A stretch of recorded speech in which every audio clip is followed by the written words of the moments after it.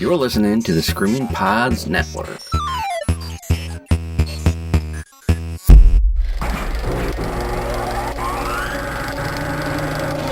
Something's coming.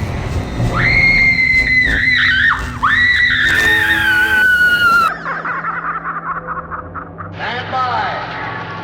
Hold on to your hats, here we go.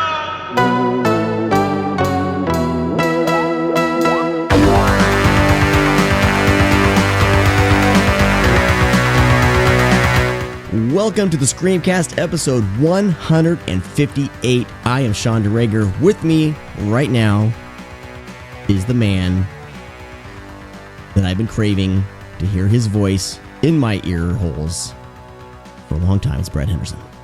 You're the only one, then. The only one. All right. So Stephanie Crawford is going to be joining us in just a little bit. Anya Stanley is going to be joining us as well to talk about the It's Alive trilogy. Brad, you cannot hang around for the discussion because you are going to be heading out to some family time with Willow, and I'm assuming Janice. But I wanted to get you here. Who's Janice? Oh, yeah. But I wanted to have you on here quickly so we can do some What's on Your Doorstep, and I wanted to hear your voice, like I mentioned earlier. That is so nice. That is so nice of you. Yeah, I do what I can. I try to make sure everyone's involved. Beautiful man. You're gonna miss the party. I have a bottle of Maker's Mark and some vanilla Coke Zero with my name on it. It's gonna get crazy. We may do some cocaine and some other hard mainline drugs, and we may smoke some marijuana. All right. You're gonna miss out. Is Noah going to be involved? No, because that would be illegal, and I would be a horrible parent if I introduced my 5-year-old to any sort of mind-altering substances. Real quick though, before we get going, I want to hear your thoughts on the It's Alive trilogy. Did you watch those at all? Just brief, random reactions to the trilogy itself. Sure. This is going to be a shocker. I am not a huge fan of the trilogy. I enjoy all the films on some sort of level. I'm a huge Larry Cohen fan. I love what he does. I love how he makes movies. I highly suggest the King Cohen doc. I just highly suggest listening to Larry Cohen talk in general. It's Alive with, of course, John P. Ryan, who, as you know, Mr. Harden, that teaches history class from class of 1999. He does a great performance. I love the idea, because I'm sure that's, every woman who has a baby is the fear that she's growing a demon inside of her. I think the first one is effective. It's not your typical monster movie, I guess you could say. Like, I don't feel like it's I feel like it's almost like a man, like, it's definitely a horror film, but in a sense it's very dramatic. Mm-hmm. It doesn't seem to kick. I like the sequel. I think the sequel's a lot more fun. Kind of like I compare all three to how the Basket Case movies went. Right. Okay. They're similar in tone and craziness, and I like 2 on It's Alive, or It Lives Again, just because it's a little bit crazier. And then 3 just was like, hey, what else can we do? Well, let's just make them, taller. It's like, okay. But I enjoy Larry Cohen because he's inventive. Yeah. He's a very inventive person. He pushes the envelope. He ups his game. He tries new things. So looking at it from, the 70s, 80s perspective, I feel it's a very unique film. It doesn't follow the simple monster formula. He's able to add his Larry Cohen sprinkles to it. And that's what I enjoy about the films. But it's like, if I have to pick Larry Cohen films, it's probably one of the least Larry Cohen films I enjoy. Okay. The Well, least. it's a good little... I guess I should have put it like that. a good little appetizer before we jump into a big old discussion about these movies with Stephanie and Anya. But now, Brad, we need to jump into, because we haven't done this. I don't think we did this on the last episode. What's on our doorstep? Holy cow, I almost forgot. We'll get the door.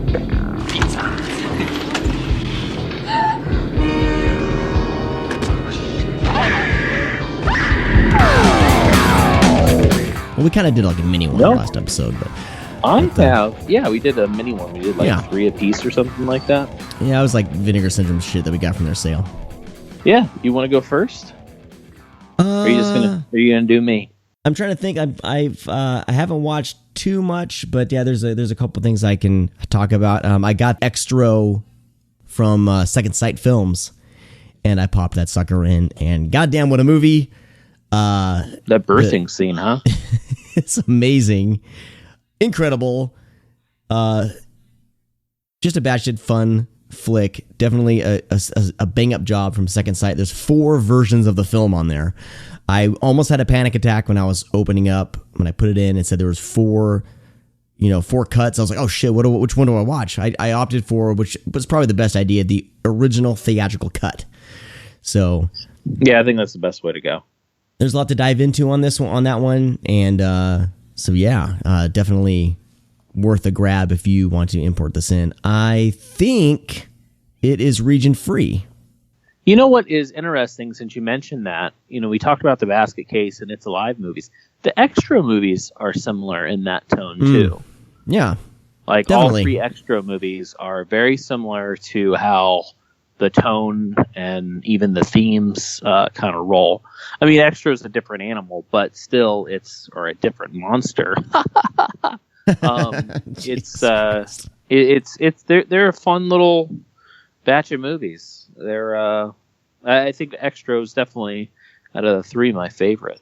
Yeah. Out of those that we just mentioned, even though they have nothing to do with one another. Very nice. I'm just in random order here. I don't think I've talked about The Strangers Pray at Night.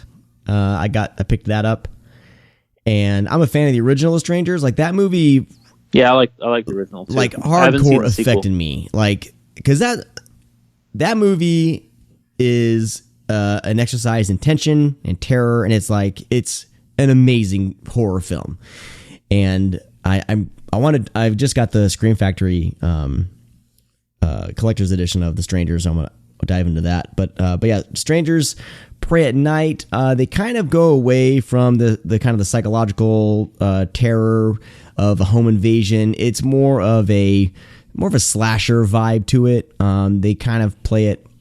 They play very much like an 80s kind of slasher flick, and it's definitely not as realistic. But there's a bang up scene. Everyone's talking about the pool scene. If you're watching it for anything, that scene is amazing, and there's some good needle drops in it. And I love the masks, and I love the tension caused by these kind of home invasion thing. But it's definitely not as scary. If you want a scary movie, it's not as scary or tense as the original Strangers. But I do like the idea, and I like the trailer park setting. So I think there's enough to chew on there. So definitely worth a watch. I would give it a rental if I was gonna rate. If I was gonna rate it, I rate things on buy, rental, or skip, I guess. But I would say rent it if you're gonna. Yeah. Next up, I watched the original Swamp Thing for the first time ever. I have the original Swamp Thing, the original Wes Craven Swamp Thing. Oh. And I finally cracked open the disc. I hadn't watched it at all. I've owned the disc since it came out, and I hadn't watched it, and I finally did. It's okay. I didn't like it as much as I thought I would. It was weird. It was a weird feeling, but still fun. Nope, you're not alone, man. I'm kind of the same way. I love Return of Swamp Thing. Swamp Thing. I enjoy the film, and I love the characters, and I love the villain, but I'm just I'm not that huge of a fan of Swamp Thing. I know that's like sacrilege, I guess, but it doesn't hit me like it does most people. It's not bad. I just, no, it's just whatever. This would be ripe for like not necessarily a remake, but if Marvel, because Swamp Thing's a Marvel character, right? If Marvel can come in and do Swamp Thing, I mean that would be amazing. I think. I don't know. I don't know if they would. Is it a Marvel? I don't know. I think Swamp Thing is Marvel, but if the right director came in, they treated it like a horror property or a genre property, like in that sense, they had the right director in, and if Marvel kind of didn't try to make everything weave together with the whole other universe, if someone just came in and did like a remake of it or whatever, I feel like it's ripe for that. But yeah, I wasn't as much of a fan because I was watching this and then Return of Swamp Thing, the new MVD Blu-ray, and I just had I don't know. There's something a little more, I guess, campy about Return of the Swamp Thing, but it's a little more fun and there's nostalgia too. I watched the shit out of that when I was younger. So, all right, one more. I watched, and this isn't necessarily horror, but it got a lot of people were like, "Oh, it's the Jennifer Lawrence gets naked movie," and everyone was watching that, and so it's Red Sparrow, and like, I thought it was a really good like spy thriller, and it's more of a drama, I guess, more of like a spy drama, and yeah, she does get naked, but it's not like the main thing, and every time she's put in those scenarios, you don't feel, it's not like they do it where it's like you're supposed to kind of feel like ugh, like but it's a story about this, like, I mean, it's this ballerina, and she like hurts her foot so she can't perform anymore, so she gets kind of roped into this kind of a undercover operative assassin school, and they're taught as sparrows to use their sexuality and their bodies and stuff like that to kind of, infiltrate and get in and either get information or murder. So, I don't know. I thought it was a really good film. It was done by, I believe, the guy who did the first Hunger Games film, whatever his name is. But for me, it was a nice seeing him operate on an R-rated level, because Hunger Games were kind of neutered, I think, by a PG-13 with that kind of subject matter, especially the first Hunger Games. So it was nice to kind of see him operating on a R-rated levels. There is some ultra violence, which was great, but that's not what the movie's about. It's not some hour and a half spy thriller. There's a lot more going on, and I feel like people were going in thinking they would see like Atomic Blonde with naked Jennifer Lawrence, and it's not that. I feel like it's a lot more sophisticated than that. But anyway, if you're on the fence about it, I would say give it a watch. I liked it, and I liked that it was kind of more of a patient film, if that makes any sense. Yeah, I haven't seen it yet, but I've had my eye on it. Well, a lot of people focus on the sexuality of the film, and there is that element to it, but there is like sexual violence to the character. But someone was saying that, she gets raped like 10 times, and it's like, I'm like, no, I wasn't keeping a tally, but it's definitely part of the film and the character and everything that's going through. But I didn't feel like it was like exploitative. Is that the right word? Exploitative. What? It's definitely would be. She's not exploited. Right. No, yeah. I mean, as it all makes sense with the world she's in and the characters and everything. For me, like, it made sense. The way that this school is put together for women to, I guess, control through their sexuality. There is this kind of brainwashing in the school, but it wasn't like I mean, I think a lot of the people who were talking about it and the critics and stuff haven't watched all these 70s exploitation that we have. So it's not on any level of these like 70s exploitation films that we've seen, but to seeing this in a mainstream movie, that's kind of the exploitation nature of the film.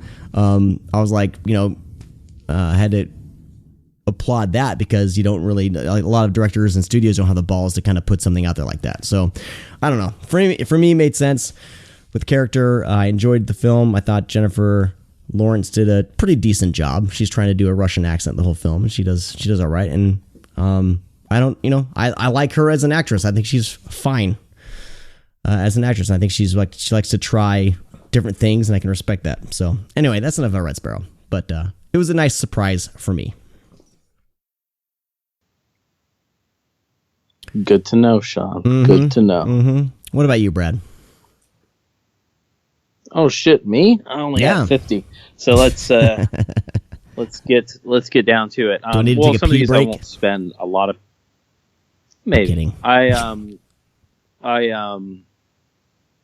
Some of these I won't spend too long on because obviously a lot of people that are listening to the show have seen it. So I'll just confirm some of these. So anyways, got the Last House on the Left, Arrow release, Wes Craven, of course.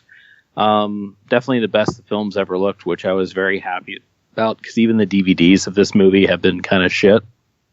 And it's definitely an upgrade with a very nice package. Like whenever they do these hard box sets like this, and they treat the Argento films, the Palma films, Carpenter. They do a really bang up job on the releases. So I was happy to see Arrow was the ones that grabbed Last House on the Left instead of because I mean Scream Factory's doing some good work lately, so I'm not gonna dump on them, but I don't think they could even come close to something like this.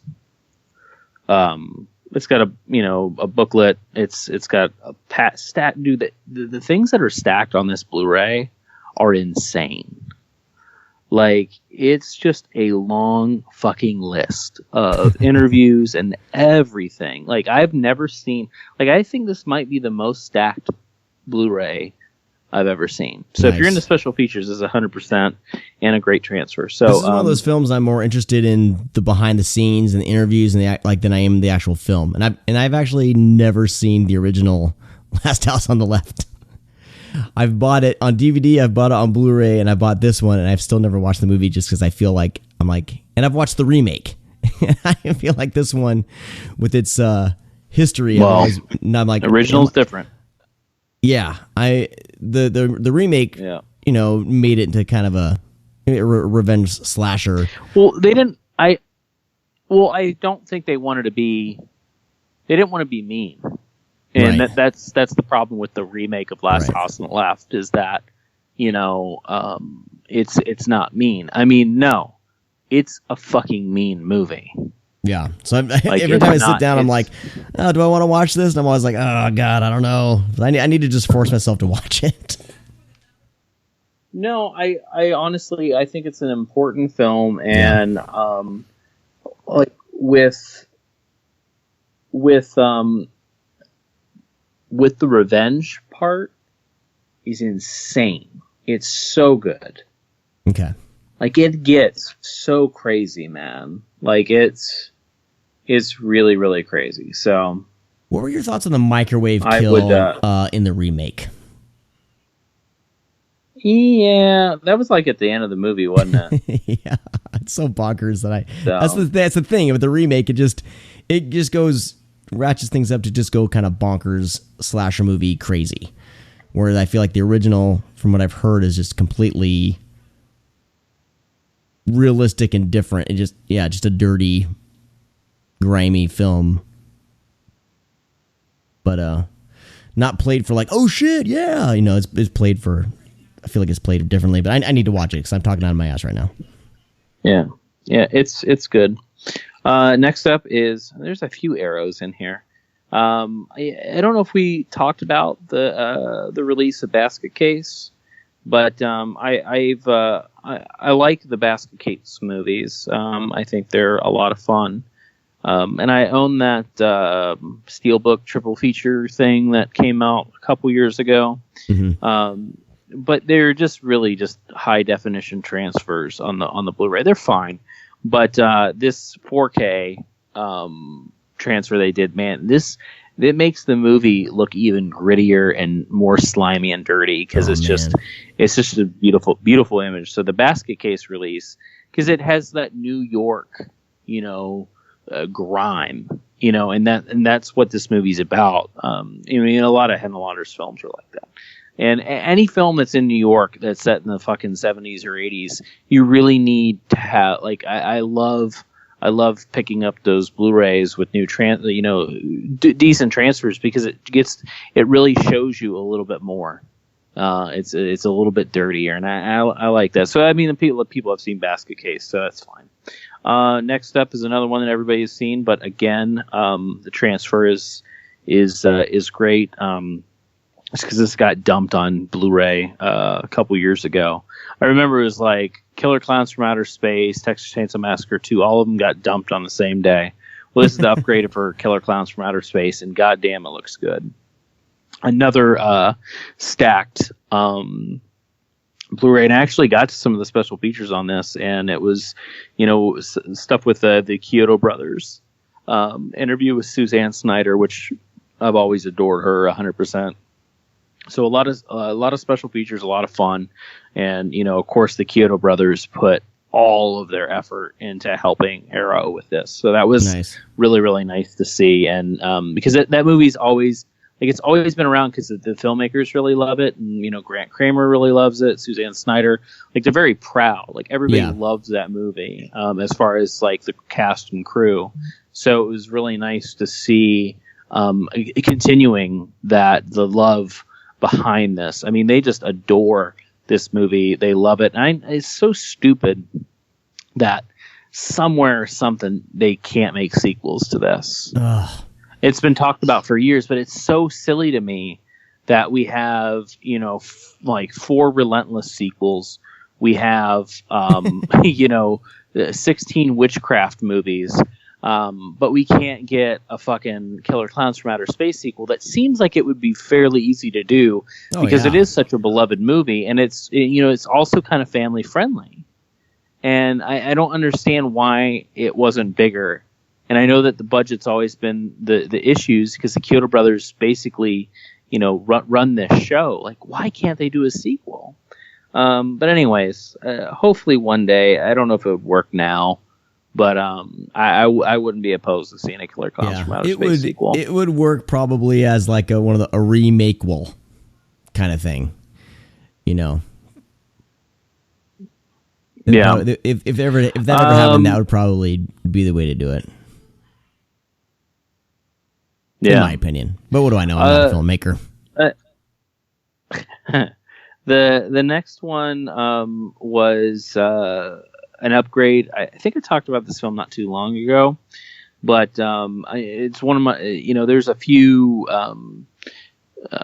black and white monster movies that I really enjoy. That's not the very, very popular ones. I love Tarantula, and the other one I love is Black Scorpion. And I talked about this, I think, on a couple shows back, but it's upgraded for Warner Archive. It looks good. It's got some special features on it, which is really cool. It's got some stuff, this interview with Harry Harryhausen or Ray Harryhausen. I always fuck that up. But anyways, it's just a fun little monster movie. It looks really good. It's very creative how they did it. The kind of the same thing with Tarantula. But the stop motion stuff up close up and seeing it on HD now is pretty fun. Because the DVDs that Warner Archive releases are fine. And they're putting the films out there, but I like how they're really upgrading now. So just hang tight, and I'm sure. I mean, we got Night School, Texas Chainsaw Massacre 3, Green Slime, Black Scorpion. I mean, they're doing a pretty cool job, and they're pretty cheap. And speaking of Warner Archive, of course, I had to pick up Superfly the day of. So I got that. I actually wanted to watch this real quick before I watched the remake because it's been a while since I've seen Superfly. And one thing that I love, a little tidbit, and probably no one's mentioned this yet, is that Warner Archive, if you buy their movies, some of their older DVDs are blue covers, blue spines with white lettering, and now they're blue with gold lettering. Superfly is pink lettering, and I love that. What? It's different from all the other ones. Nice.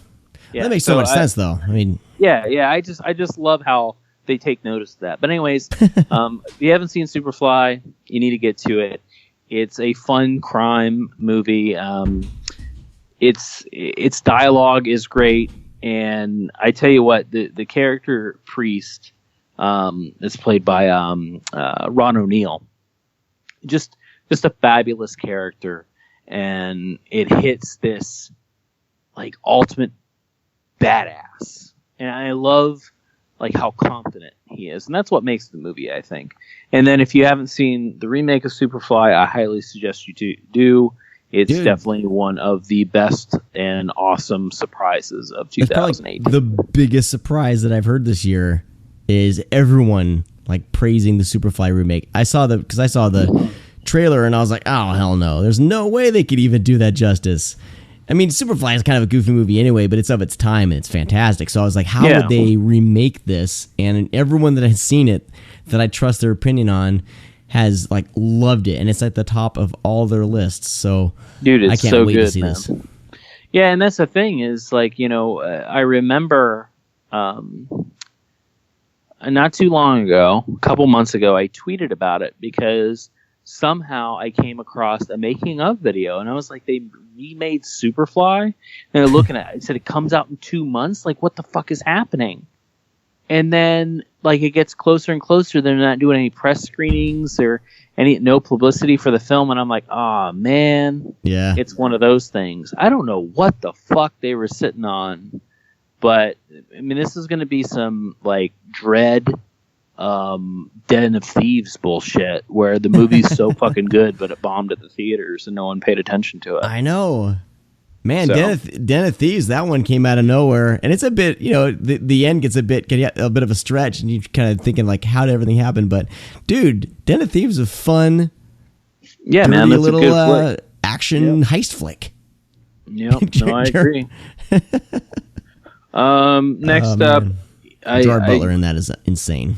We talked about this recently, and you know, I picked up the Blu-ray and I wanted to give it another shot. I watched. Have you talked about Mohawk? Yeah,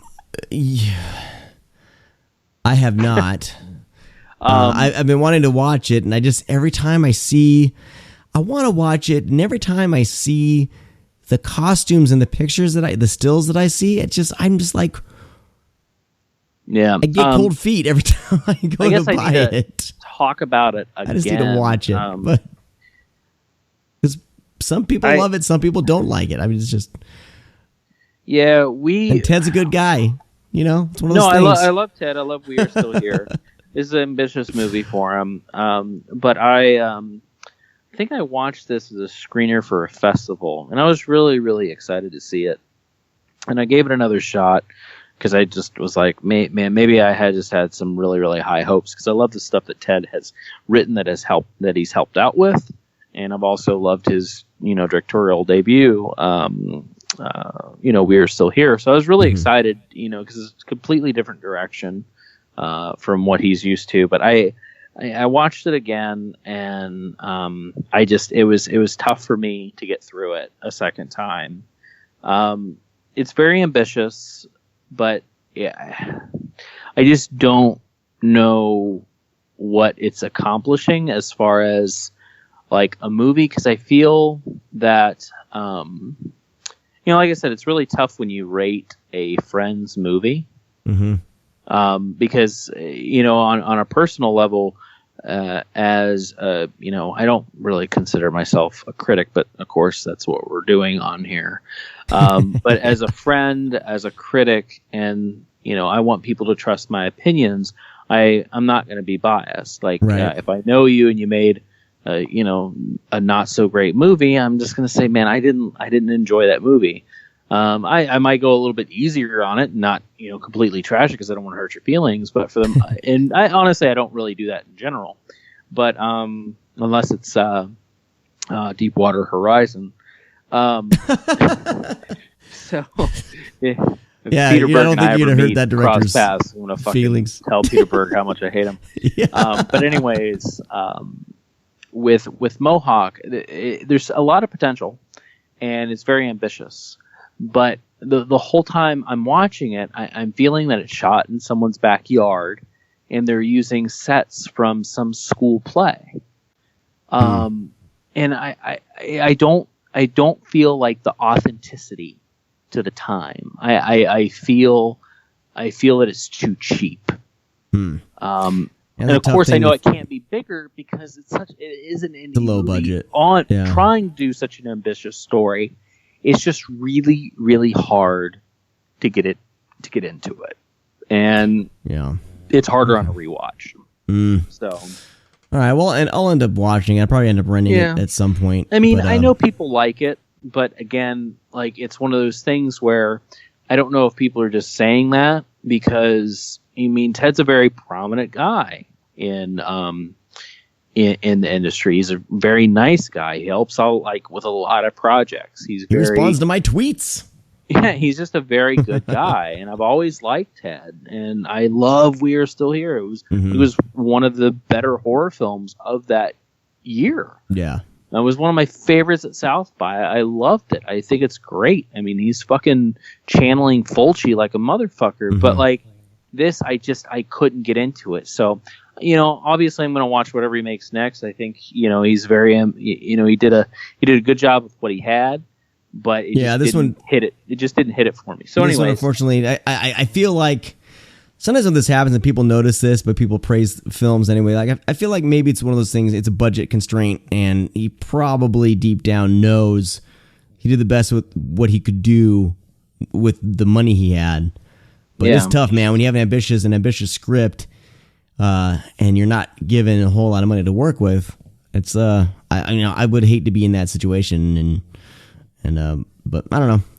I'll give it a watch at some point. Yeah.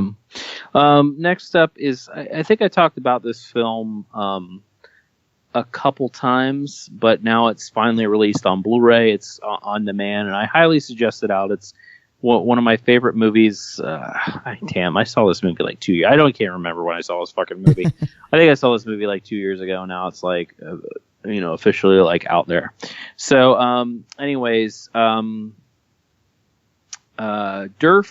Backderf. That's the guy's real name. Derf Backderf. He wrote a graphic novel. And my dog is shaking. My dog's snoring. Well, my dog is 80 pounds and next to me. But anyways, so Derf Backderf, he was a friend of Jeffrey Dahmer, and he was able to write a graphic novel, called My Friend Dahmer, and it was his experience with Jeff before Jeff started killing people. And they made it into a movie, and Alex Wolff, who was in Jumanji, and he's in Hereditary, plays the older brother, and he's in Death Note or whatever. So anyways, he plays Derf Backderf in this movie. But it's basically using that adaptation from the graphic novel, putting everything into, visually into a movie. This movie is great. It's good at balancing the depth of the character of Dahmer, the person of Dahmer, abling to view him as a kid and not a monster. Because obviously Jeffrey Dahmer became a monster, he's a terrible fucking person. But you're able to, not everybody's a monster that is a monster. They came from somewhere. And that's what the beauty about My Friend Dahmer has, is that we're able to look at Jeff before I talk to him like I know him like a person. Like, hey, Jeff. We're able to look at Jeff and see kind of an innocent person with borderline like developing these obviously it's up for debate whether it's always there. Did something happen? I mean, you get to see his home life. You get to hear about his home life.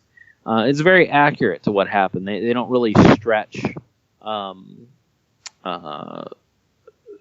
stuff about Dahmer. And then the one thing that I think the only thing they kind of mess around on is the animal cruelty. As far as I know, I read a lot of serial killer books, and my friend Natalie is a Dahmer enthusiast. She's been to his like apartments, and so she's actually going to be on a Netflix show about Dahmer. They actually called her and flew her to some place because she's a Dahmer expert. But anyways, I think she even confirmed that Jeff didn't hurt any animals. But I mean, obviously, he killed a bunch of people, so it really doesn't like, oh, you never hurt any animals. Oh, that's a cool serial killer then. Animals over people, yeah. But anyways, it's a good, invasive, intimate portrait of Jeffrey Dahmer before he goes out killing. And if you're looking for the movie for fucking serial killer movie, you're not going to get it because he's a kid. He hasn't killed anybody yet. Right. And it's just a very good look at his life and, told through the story of somebody that knew him, but didn't know that side of him for years. Until, of course, he made the news, and then he was like, holy shit, that's my friend that I grew up with, that I had a good relationship with. That's crazy. So it's a very, very, very good movie. Just as long as you're not going to get any killings, but that doesn't take away from anything. You get to see everything bubbling inside. You get to see his mind. You get to see his thoughts. And you really get to see that psychotic side that made him go that direction. And it's a really perfect movie. It's really, really good. Nice. There's a couple more here. Yeah, we gotta wrap up soon. All right, got a couple more here. I got in the Mondo Macabro, Who Can Kill a Child, finally. Yes. This was one of my favorite movies from the 70s. It's violent. It's insane. I've always loved the remake of the film by Mackinoff, Come Out and Play. I love the story. I love where they kill kids in movies. And these aren't just like teenage kids. These are like little kids. But it's one of those movies that has no rules. And that's what I really, really like about it. It's exploitation and violence at its best in the 70s. And it's made from overseas in Spain. And therefore, they really didn't give a fuck. And they did what they wanted. So if you want an ultra-violent horror film that kind of pulls all the punches and is relentless, Who Can Kill a Child is the way to go. You mean does not pull the punches? What? Is that how the term goes? It does not pull the pull punches? Isn't that what I said? You said it pulls punches. It's I'm sorry. Thank you for correcting me, Daddy Deregger. I'm just making sure. Yeah, that's my job. So, no, I mean, if anything punches, it punches you right in the face because that's how hard this movie hits. So, highly suggested. Great transfer. Mondo Macabro does a bang-up job on their work. And it's got some pretty cool special features on it. I haven't really dug into it, but, I mean, this was a film that... it had a DVD release. I think Synapse did it. I can't remember, but anyways, it's an incredible movie. So just two more here, and then I said a couple, and I mean two. So this is directed by James Whale. This is a first for me. For those who don't know who James Whale did, he did Bride of Frankenstein and Invisible Man. This is his really, really great. Really, really great movie. It's the first time for me, called The Old Dark House. This is the Eureka release. I bought the Eureka release, and I pre-ordered the Eureka release, but I already had the Cohen collection one, so I have two copies. But this Eureka packaging is a lot better than the Cohen one, but it's the exact same transfer. Yeah, it's got a nice little slipcover, which I'm not a big slipcover fan, but this looks good. It even says it's the transfer from the Cohen Media Group. But anyways, it's a really, really great movie that juggles horror and comedy perfectly. And we're talking about 1937 this movie came out, I think. And it's just, 1932. Excuse me. Damn. Jesus. Yeah, and it's just it's got some cool special features. A lot of, like I said, a lot of the special features carry on over. It's got a ton of interviews, but more importantly, it has an interview with Karloff's daughter. which is pretty cool. But yeah, it's Boris Karloff. It's just a group of people that are trapped in an old dark house overnight, and some crazy shit happens. I love house movies, like The Haunting, House on Haunted Hill, stuff like that. It's in vein of that. But this is one of the first. But it's really good. It's really good at juggling horror and comedy. I really loved it. And last but not least, my favorite film, probably out of the whole bunch. It's been a while since I've seen this. Like I saw this maybe when I was like 12 or 13, so I really didn't remember too much about it. I just remember liking it. I got to rewatch it the other night. It's called The Vampire Doll. It's by it's the Bloodthirsty Trilogy that Arrow released. Oh yeah, three films by the same director. I need to dive into that. So this is the Toho horror films, the vampire movies that this director did. Vampire Doll, Lake of Dracula, Evil Dracula. The Vampire Doll is amazing. It's so fucking good. Its imagery is haunting. It's so atmospheric. It's got an amazing color palette. Its lighting is fantastic, and man, like it has some very, very scary sequences. And I'm not, obviously we're all desensitized, and stuff doesn't like make us jump. But man, if you were sitting in a theater in 1970 watching this movie, I bet this movie scared the shit out of people. There's so much to it as far as being scared. Like this movie, a lot of these movies from the 70s and 80s uses jump scares, but this just has so much imagery that's scary, especially with the Vampire Doll. She is absolutely terrifying. It's got a cool little unique story, but it also has some twists and turns, which is pretty unique for at its time. Like it has everything. And I remember watching The Conjuring, because I remember certain things about this movie. I remember watching The Conjuring, and I remember a sequence in The Conjuring, and I was like, holy shit, that is from that movie that I saw years ago, and I was having some trouble remembering the name. And eventually I did, and then I forgot about it. And then I put this in, and I saw that sequence, and I was like, holy shit, this is the movie that I think... And I actually tweeted to James Wan and was like, hey, were you inspired by the Vampire Doll at all? And this one sequence in particular that you have that almost mimics, The Conjuring mimics a little bit. But he never got back with me. Maybe he will. Maybe he won't. But anyways, the Bloodthirsty Trilogy... I dove into Lake of Dracula. I like that one too, but it's not as amazing as the Vampire Doll. I think I've seen Evil Dracula, but I have to watch it. You got to understand, a lot of these movies were bootlegs for me when I was younger, bootleg VHS tapes, because that was the only way to get stuff. So I'm not sure if I saw it or not, but the Vampire Doll I did. But I tell you what, man, watching it a second time or third time, however many times I've seen it, it's just, it really hit me this time. I was like, this is truly like a fantastic movie. Like, this was really, really good. So I'm excited to see what people think about it. Yeah, the Blu-ray set was fairly cheap for 3 films. Yeah, it was like $30 or under $30 when I bought it, which is crazy for an Arrow release. And this is 3 films. Yeah. So I get it. They got to lower the price to kind of get people to snag it because it's, Yeah, I mean, these movies are virtually basically unheard of for the most part with, your average horror fans, of course. I think, even when they announced it, I was like, what are those movies? It took me a second. Like, I can't even really remember it. And, another reason why I think they're a little cheaper is that, they dealt with what they could with the film elements.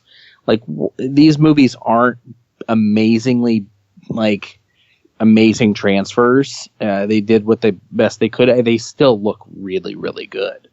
But, we're talking about some lost fucking movies. Toho owned them. They're not unheard of because Toho's a very big company. Yeah. But, they're fucking still around today. But, it's just one of those things where the transfers are okay. Like, I think, they're great for what Arrow was working with, of course. Yeah. no fault on Arrow's part, but I think it's these films in general in the history. They're probably the elements weren't the best, you know. Cool. Right on, man. All right. Well, you have family time to get to, so I'm gonna let you go to that. I will get to that. Stephanie Crawford will be joining us along with Anya Stanley. Josh Obershaw is going to swing by for some Blu-ray news, and so we'll get to all that in just a second. Brad, thanks, man, for dropping by. Thanks for having me, Sean. I love treating you like a guest.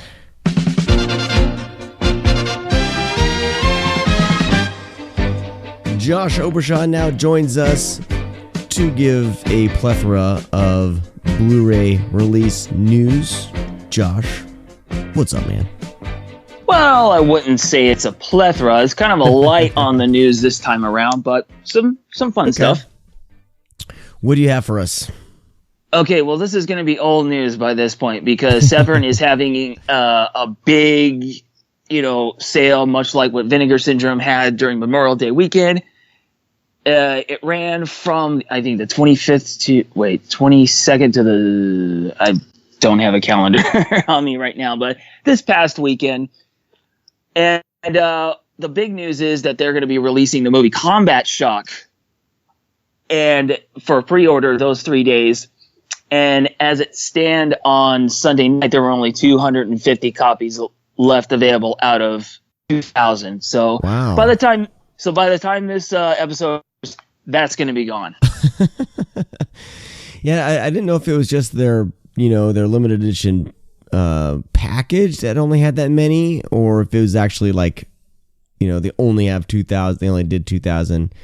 So I'm not sure. It's a bit up in the air. Like, I don't know if this is going to be totally gone when it sells out or what. So I'm hoping there's going to be just a standalone, but. Well, I guess it depends on how long they have the rights, and obviously this thing sold, so I'm pretty sure we'll get a standalone release at some point. Yeah, hopefully. Yeah. You just won't get all the goodies that came with it. Yeah, I mean it's $40. You get a plethora of things. Hey, plethora. See, there's some plethora going on. I don't know why I'm using plethora right now, but yeah, get your orders in. Gosh, by the time I'm trying to get this show out as quick as I can, but with scheduling. By the time you guys hear this, it may be gone. So we'll see. What I'll do is I'll see what their plans are with a kind of a standalone release. Sounds fair. I would think they would offer up a standalone release, but I'm not sure. And it's very rare somebody will put out something limited and say, "Hey, guess what? We're not going to do this anymore." I mean, Vinegar Syndrome did it with their surprise Blu-rays, but those are like lesser known films. You know what I mean? So this one, I think we're going to be. I'll see what I can find out, and I'll tweet it out, put it in the show notes or whatever. So, well, next up, Arrow announced their slate for the month of September. So let's see what we got. We have got The Day of the Jackal. This is going to be a U.S. only release. It comes out on September 25th.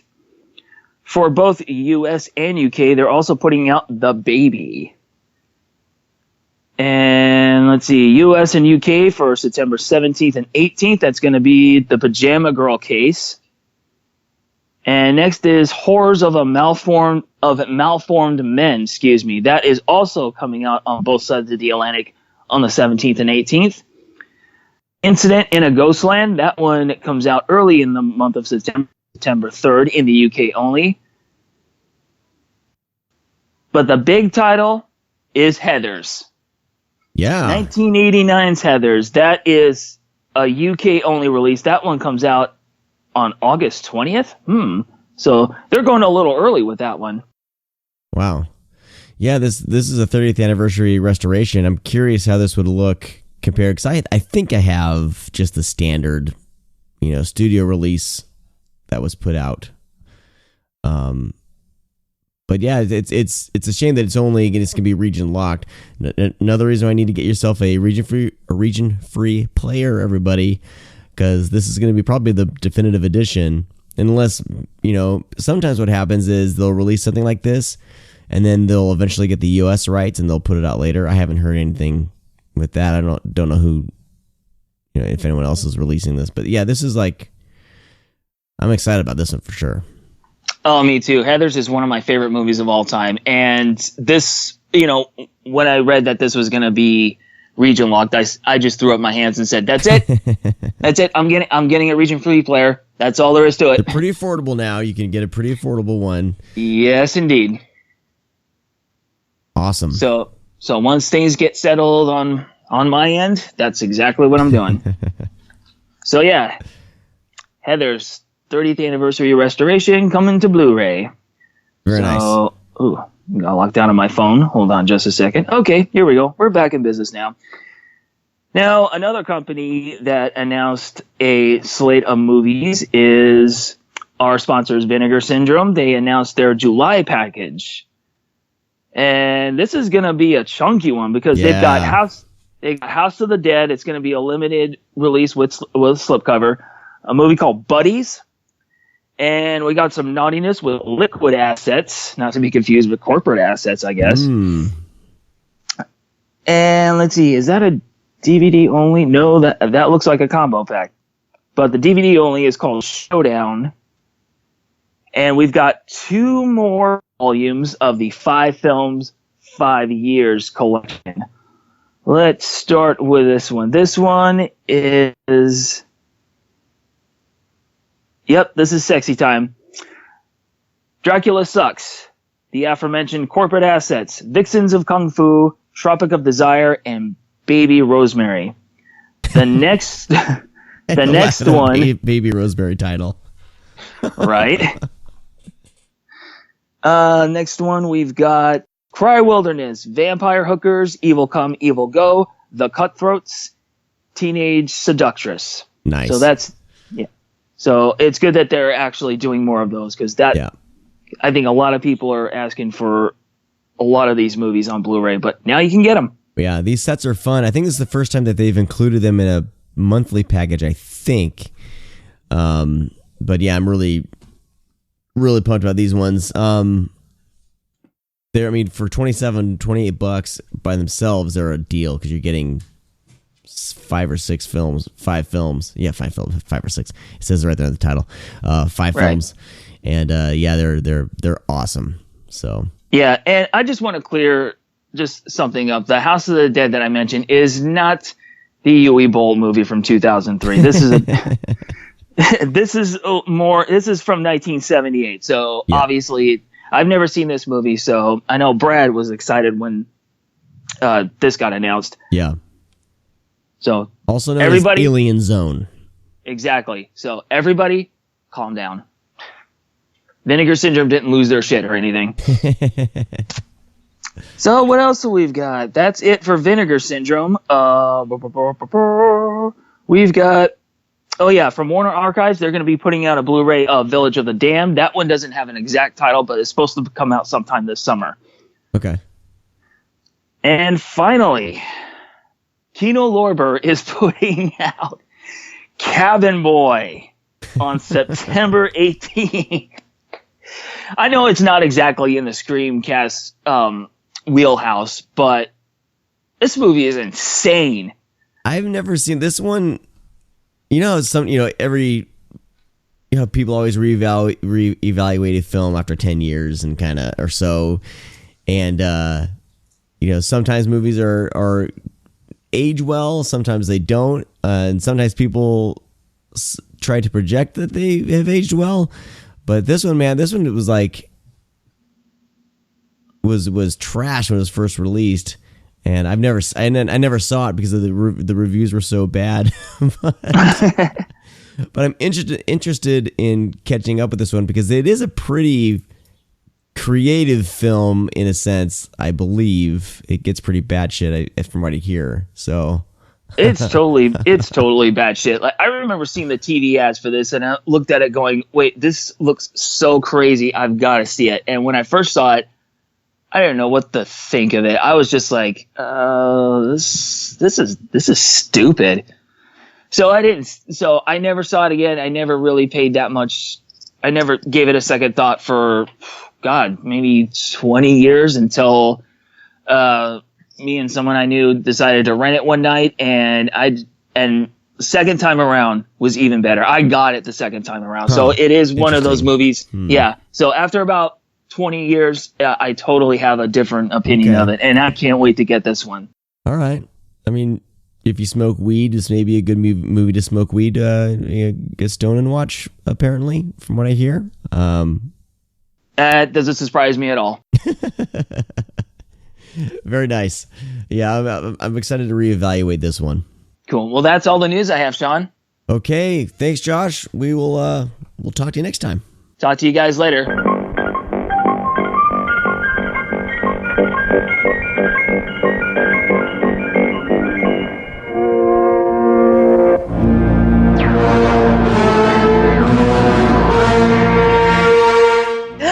Hi, Stephanie. Hey. Well, we are about to jump into some conversation about the It's Alive trilogy. And to help us out with this, Brad has stepped out to take Willow to Jurassic World 30. And then in his place, not in his place because she was going to join anyway, Anya Stanley is here. What's up? Hello. Hey, thank you for having me. AKA Bookish Plinko on Twitter. So everyone better be following her if you are not. But I'm pretty positive all of our listeners are following you. So They better. Otherwise, well, I'm going to keep talking about Halloween 6 anyway. It doesn't matter. Yes, yeah, you are a staunch defender. Champion. Defender's a bad thing.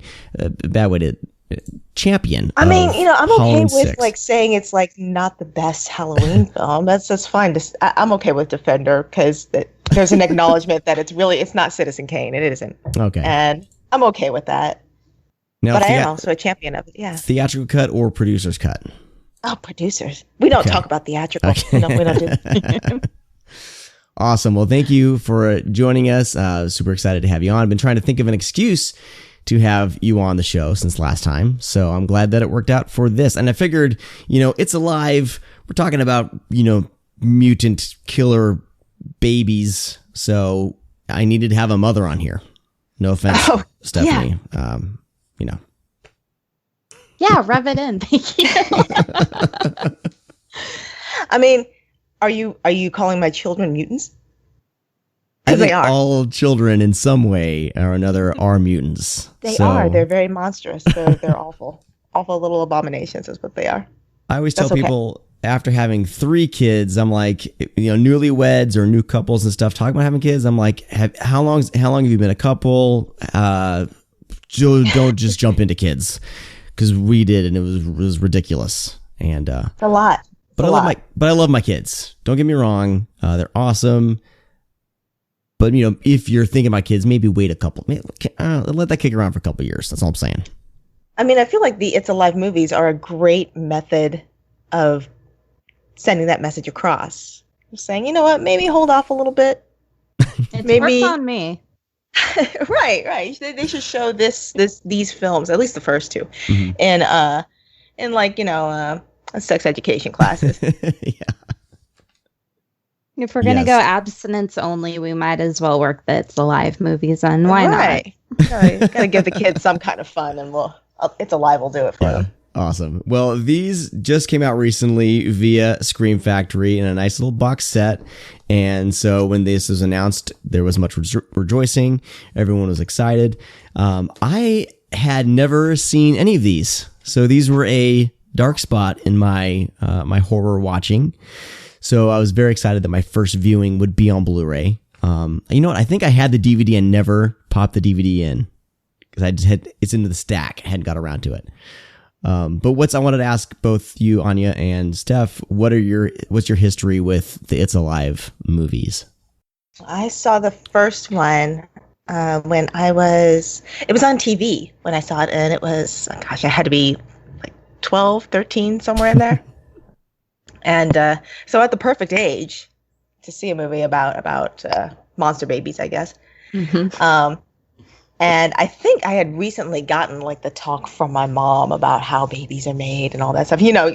At that late age where but your mom has to have the talk with you anyway, or your parent has to have the talk. I'm at that with my daughter. My wife talked to my daughter, but my son's 10, gonna be 11. And I'm pretty sure he knows. But, you have, as a parent, you got to be like, just making sure you know how it really works.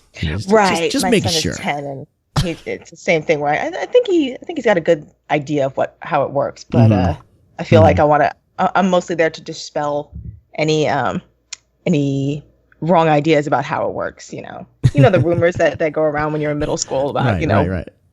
what does and doesn't work as far as conceiving. And I remember all that, and kids are stupid, so you really gotta drop some knowledge. What were we talking about? It's alive. It's alive.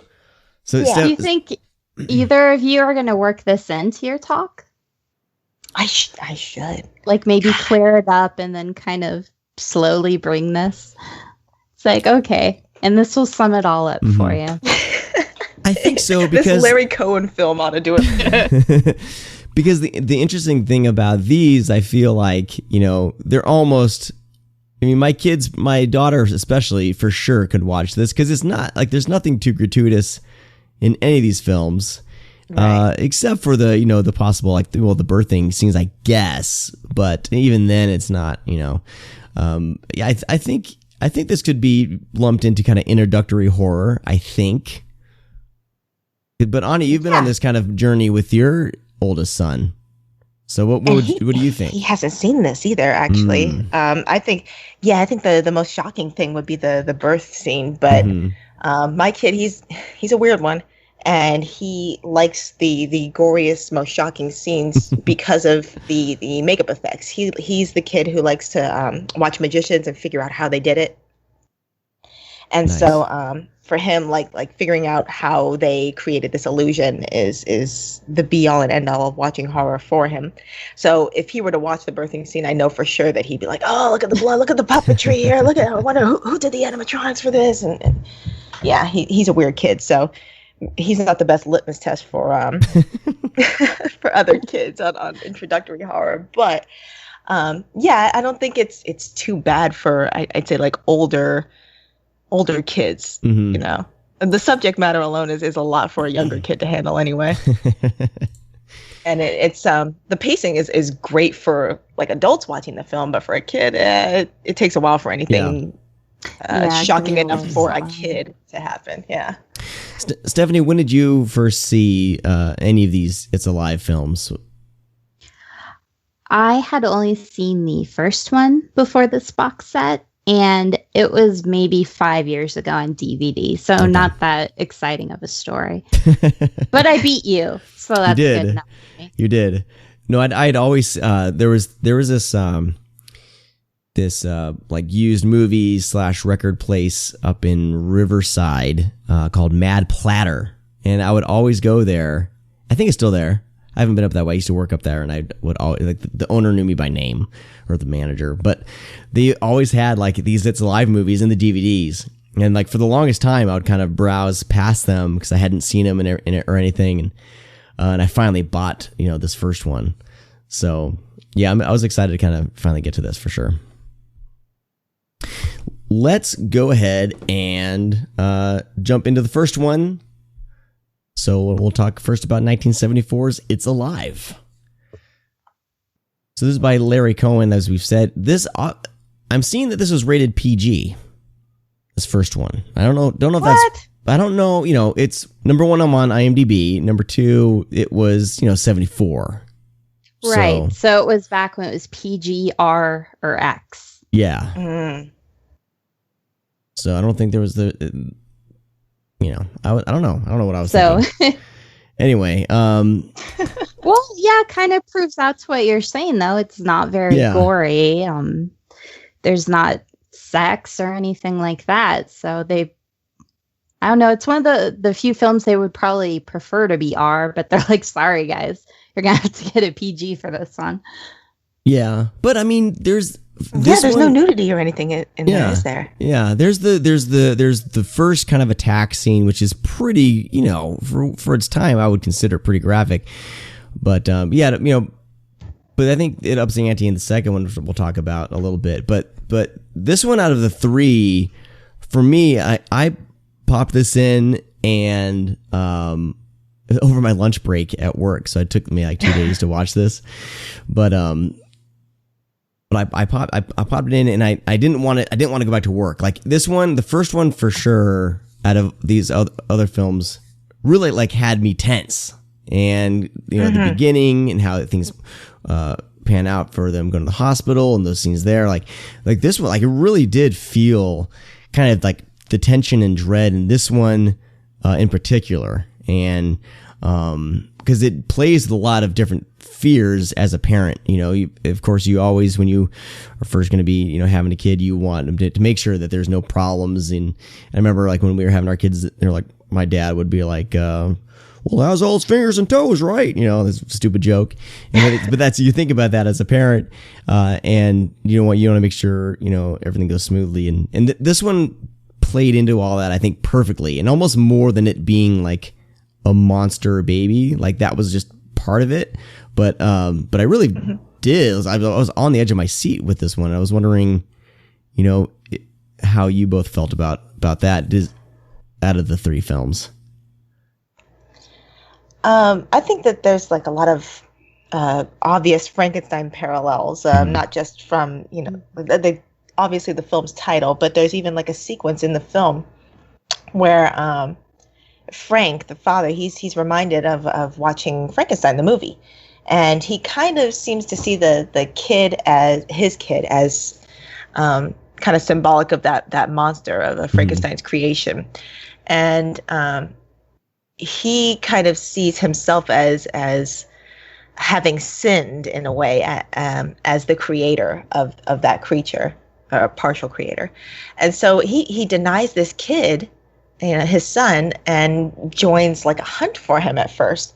And I feel like not this one the strongest, but all of the It's Alive films play around with these structures of thought about creation, but it's specifically through the lens of fatherhood, which isn't something that you see all that often in horror. So it was kind of cool to see that with this film. I mean, with a lot of horror, when we talk about like creating something, it's usually like through the lens of motherhood, like The Brood and right.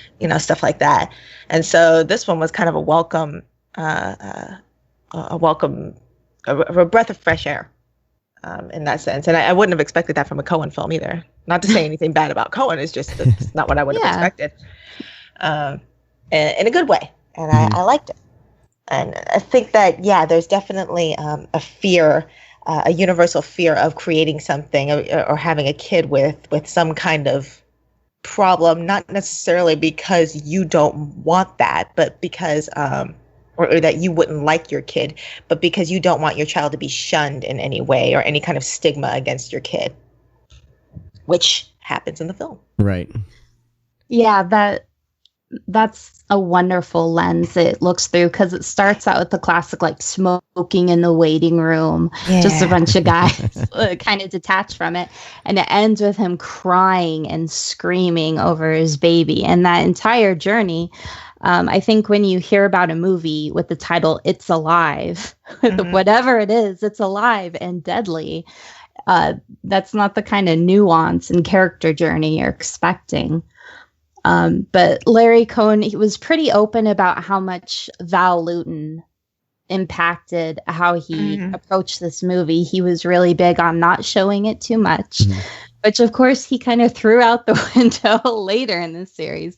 But for this one, even though you have Rick Baker making the babies, you mostly get glimpses, and part of it he's holding a dog instead of the actual baby. There's just like a lot of mystery. And I think that kind of works in with his journey too. Like the closer he gets to the baby, the more we see it. And the pacing, the reveals, I think I don't want to throw around the word masterful, but I think it's for this one. Well, I feel like it's a really strong, effort from Cohen, Larry Cohen here, because I feel like, for me, out of all the movies that I've seen of his, I'm trying to think. I mean, I guess God Told Me To kind of had some of that. Did he direct that or did he write that? He directed that, right? God Told Me To. Yes. That was, there's a lot of tension in that one too. So that was a couple years later. But, you know, I recognized him when I first was starting to get, you know, figure out who he was. I think the first Larry Cohen movie I saw was Q. And then, you know, I guess the ambulance and, you know, things like that. But yeah, It's Alive, like I was expecting more of a kind of a B, goofy kind of monster film, and I was surprised to find that there was this, you know, undercurrent to the film with dealing with the father and you know, parenthood of like, you know, yeah, this kid's a monster, but you know, I guess it's still my kid, and what, like, how that plays out and what that all means and everything. I mean, there's a lot more going on in this film than I guess I was expecting it to. Yeah, there's definitely a really big struggle going on, internal and external struggle with the father, and not so much with the mom this time around, but definitely with the father. And so I thought it was a pretty cool arc for him to have, where he's trying to decide between, you know, the greater good and between this primal need to protect his own flesh and blood. Right. And something is more unleashed than just birthed. Yeah. And also, like, I guess it could be slightly clunky, but I thought it was interesting that they focused on pollution a lot and like, there's lead in the coffee, and look at the smog out there, and we're creating a new breed of roaches by poisoning them. They're bigger and meaner and harder to kill, which is, you know, great foreshadowing. Yeah, you know what? Because it was made, what was it, 74? I think this movie was made.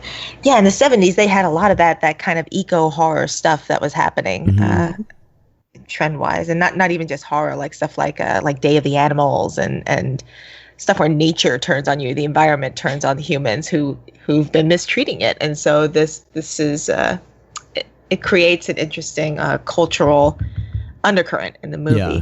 Although I think he was. I don't know if it was on purpose or not, but I know that in the 50s and 60s they had those birth defects caused by the drug thalidomide. I don't know if I'm pronouncing that right. Oh, right, yeah. So maybe, because I'm not sure if it's in the first film, but in the later films they reference that it might be these babies, like the Davis baby, might have been caused by some kind of birth control or drug that they took, that the mothers took. Yeah. Right. Yeah, I know it's hinted at that.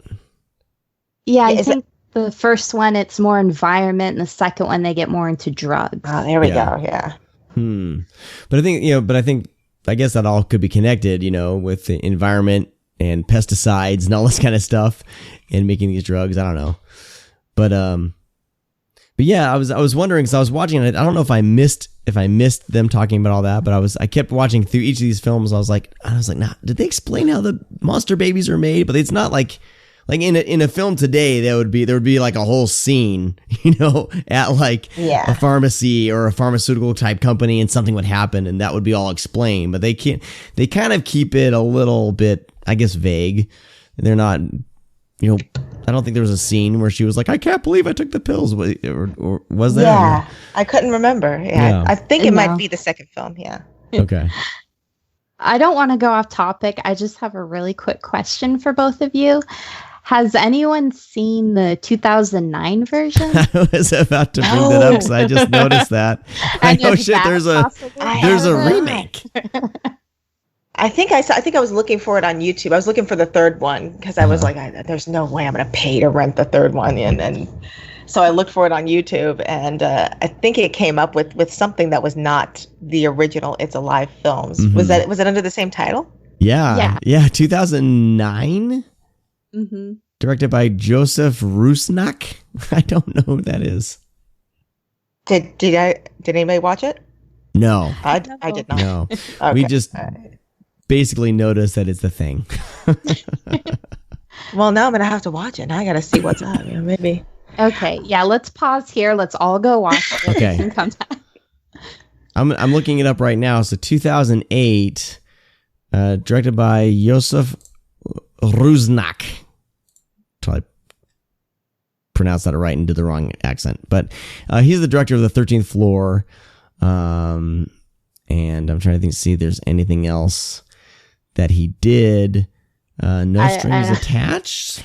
Yeah, I regret bringing much. this movie. Nothing much after that. So there's a remake, everybody. We have not seen it, but it's out there. You could do a follow-up on a later episode. Yeah, for Club Scum. If any of you have seen it, please let us know how it is. Tweet us, email us, readme@thescreamcast.com, and let us know. All right. Moving along, back to The Alive, the 1974 film by Larry Cohen. We haven't talked about the cast too much yet. John P. Ryan plays Mr. Dave. Is it Davis or Davies? Davies? Davis. With an I, yeah. Okay. And he's one of those actors like I'm like, oh, that guy. He was the gosh, what else has he been in? Was he in Donnie Darko, or is that a lookalike? He's too old to be in Donnie Darko. He was in Runaway Train. I don't think he was Class in Donnie 1999. Darko. No, he's like the same mouth as like the dad. Same mouth. Yeah. Oh, the dad in Donnie Darko. That's Yeah, I'm having a brain blank right now. I gotta go look it up. Yeah, but it's not the same guy. No. I think you're right. They do have the same like thin kind of like bird lip mouth. But I know why he's front and center in my brain though, because he was in Star Time. Oh, okay. And then Class of 1999. So he's recognizable there. There's some connections. If you haven't listened to the Class of 1999 episode or the Star Time episode, I highly recommend them if you want to learn more about those movies. But yeah, so he was in this, and he plays the dad. And then Sharon Farrell plays Mrs. Davis. And I don't know if I recognize her, but I guess she was in Night of the Comet, and Lone Wolf McQuade. Oh. And some other films like that. So I love how alike everyone looks in this film. But Larry Cohen pointed out, he's like, I think everyone in this movie is Irish. I could have just filmed it in Dublin. Yeah, it's definitely white suburbia for sure. Yeah, heavily freckled people. Mm-hmm. I did have a lot of freckles. I was wondering if that was just like what I was watching it on. I was watching it on, I think, Vudu. I rented it on Vudu. I was like, is this some kind of weird transfer I got, or is there some pigmentation thing? No, they're just Irish. So when a lot of people talk about this film, and we didn't even mention it, but kind of the abortion subplot. Yes. Because in the beginning, like right before she's about to give birth, she tells them, I'm glad we decided to have a baby. And a lot of people say, like, oh, yeah, it's alive. It's a pro-abortion film. And I think, a big chunk of that was kind of the time period it came out. But I'm wondering if either of you, like, picked up on any of that. I got the line, like, I picked it up, but I didn't know what to make of it. Like if they were saying that was a good thing or a bad thing. Like, she should have aborted it. I mean, it doesn't seem like the best advocate for abortion. Like, you'll have monster babies if you don't abort them. It felt like the weirdest pro-abortion statement. if that's what it was, or if it was just a throwaway line, because it is a Cohen movie, and they have a lot of those too. So I couldn't tell. There are doomsayers throughout the sequels, like, oh, you can have that baby. I don't know about that. Oh yeah, the sequel. Yeah, there's a few of those guys. Yeah.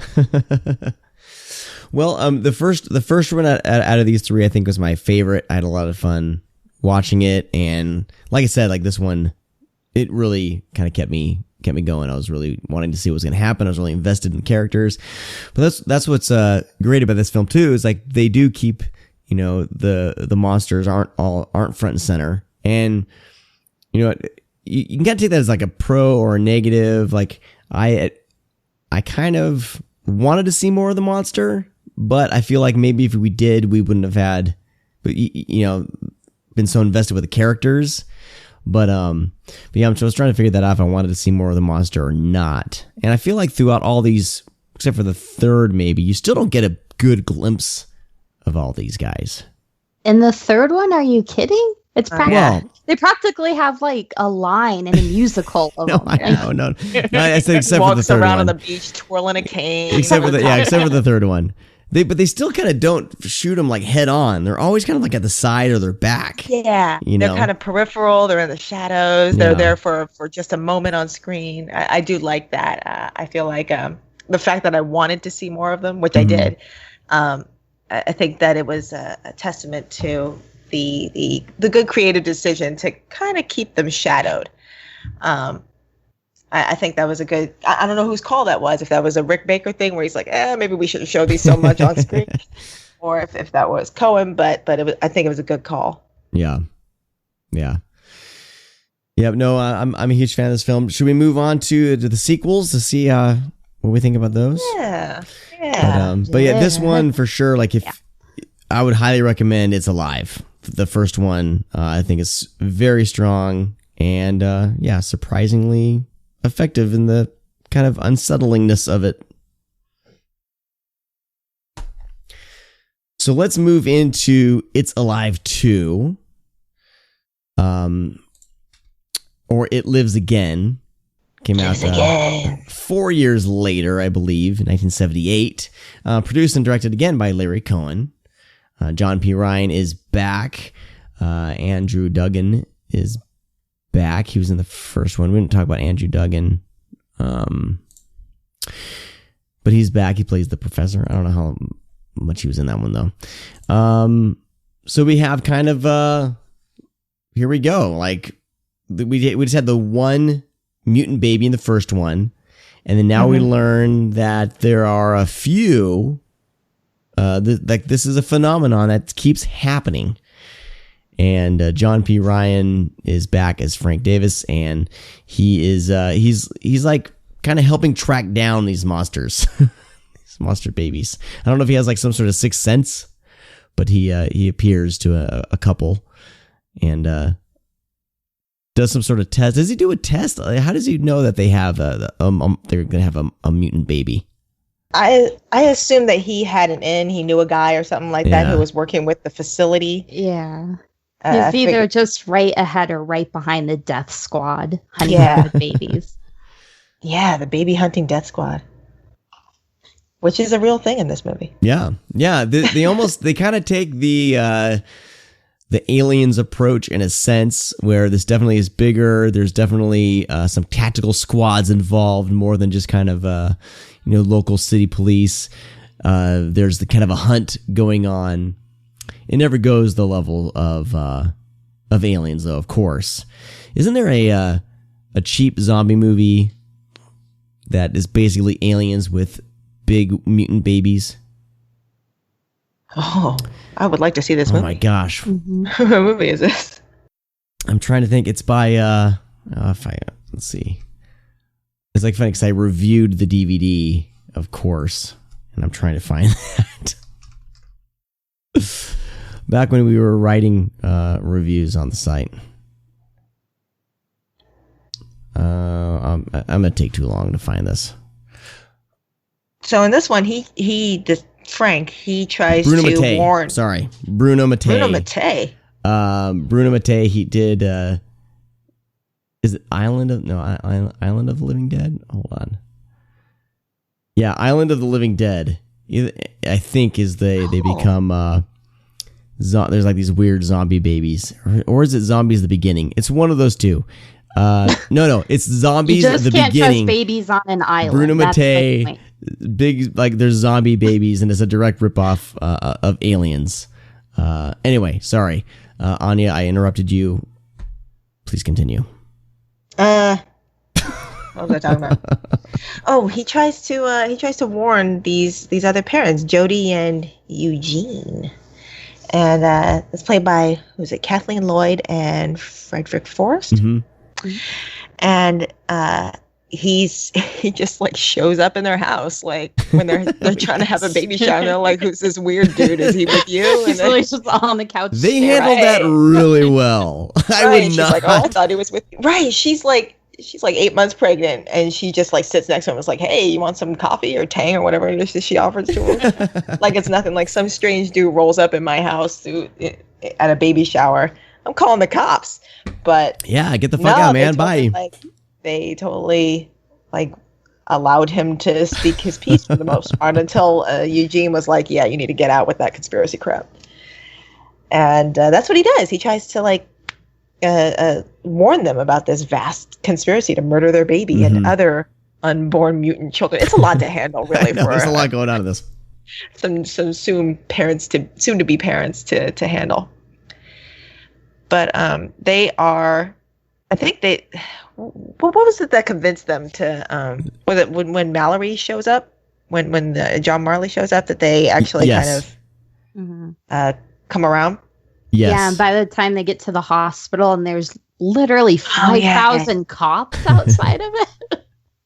And that was an interesting take on this film for a sequel, where they kind of, in the first film, it was more science was kind of like an antagonist, and this one, there's kind of like, there's science, and then there's also this brute police force, and the parents are kind of trying to navigate between those two, and it's cool how they had two different schools of thought on how to deal with these babies, and the scientists were kind of nurturing. They at least treated the babies as if they were human for the most part, but the cops, well, they did not.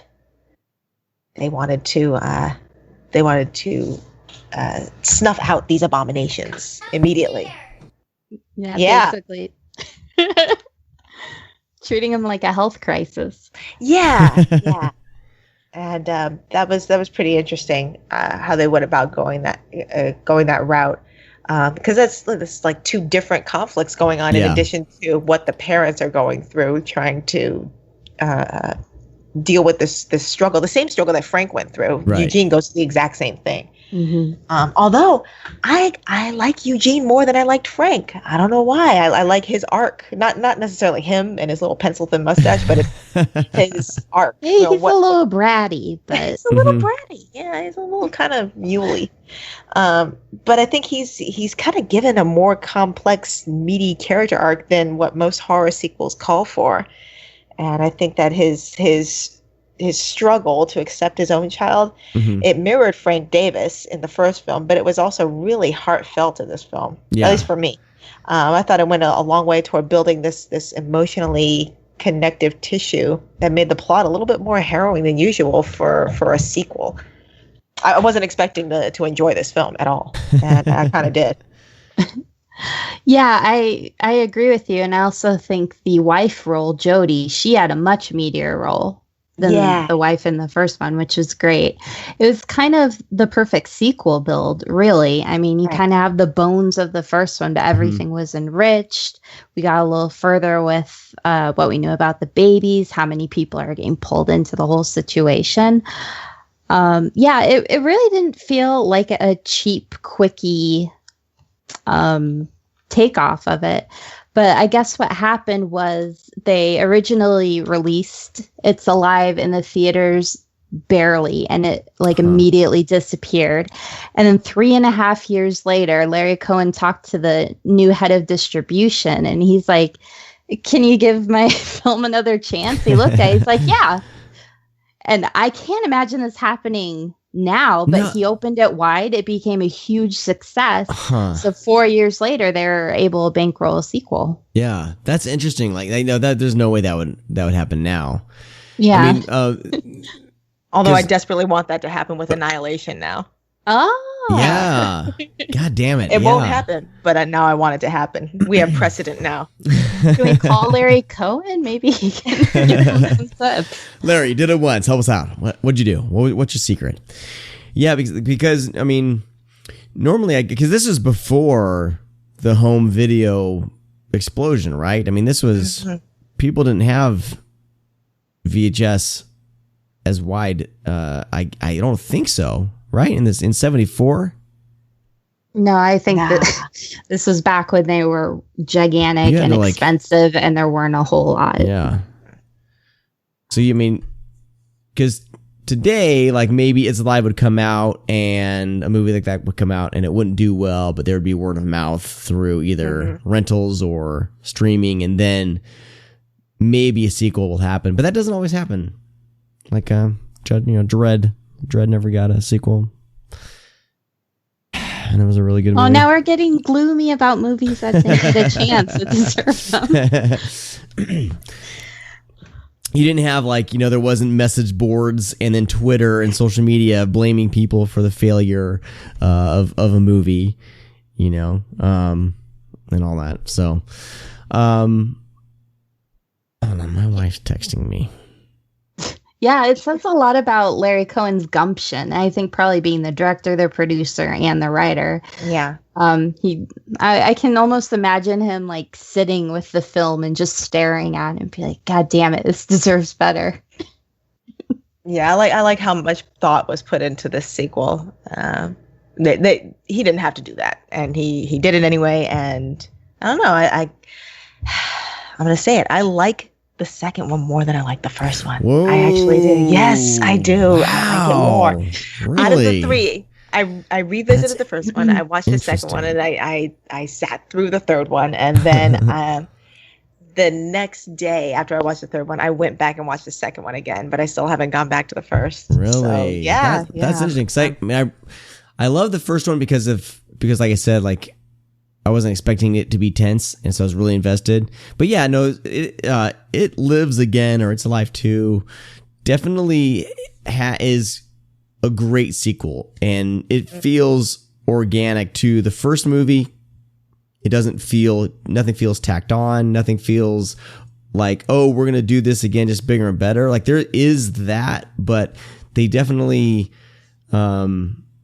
yeah, that's what I really appreciated about this one, because so many sequels just, they didn't know they were going to make it, and they probably didn't know they were going to make this either, but I don't know. I don't know. There's just something different about this. It's one of the better, like it's added onto my list. Every year we'll see someone do a list of series with sequels better than the original, and, or as good as, and I definitely would say this is a very strong sequel.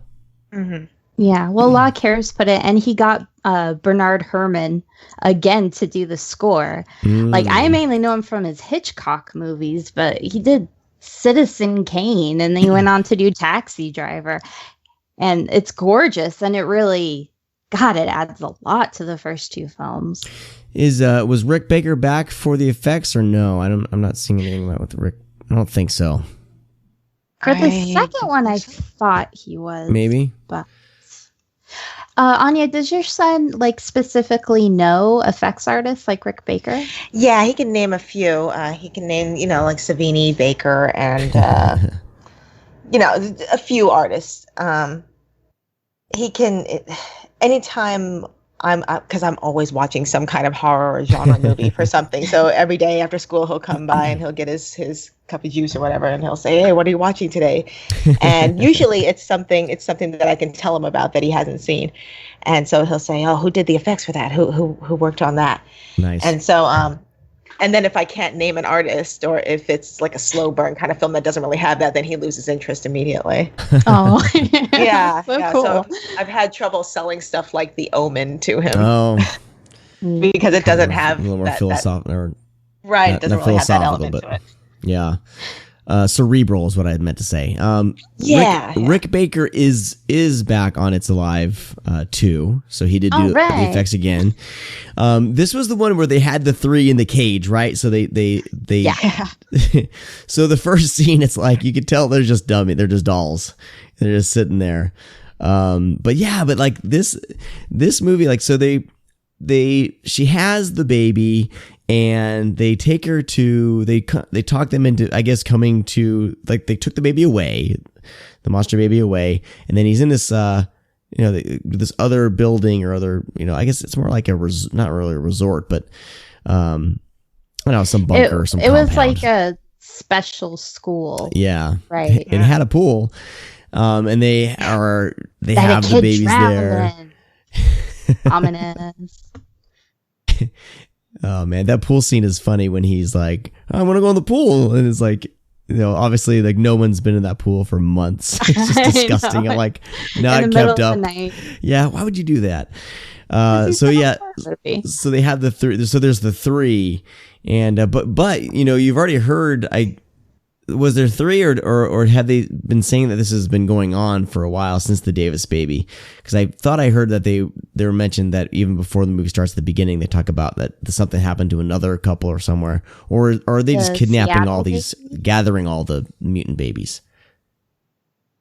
I don't know. Actually, I couldn't tell by that. I think they just keep just gathering them up. I think it's like an epidemic at that point. Yeah. So I don't know what their plans were to. I mean, they're studying them, and they're almost like trying to train them in a way. But the one guy definitely was. Yeah. And is he the guy that just opens the cage like a dumbass? Yeah. What was that about? He was like he was like the supervisor. He was like the administrator. He should know better, but he just like popped it open. I think that baby in particular was the male baby, and I think that one in particular he trusted more to go outside of the cage. I think he had mentioned at one point that there was one baby that he had opened the cage for before, and I think that might have been the same one. Okay. But yeah, you would think that it would be like one of the lower, like lackey guys, like one of the guys who was kind of, smoking in the room or something like that. That would have done it. But no, he just pops open the cage, and of course, little homeboy jumps on him. Yep. I love that. They're sensitive to smoking. Dude, all babies are sensitive to smoking. Come on. No, so this one definitely is pretty great. I'm trying to like I said, I'm awful at taking notes. I'm just trying to remember back to kind of my favorite parts of the thing that most stand out to me. So that bunker in the pool and all that stands out to me.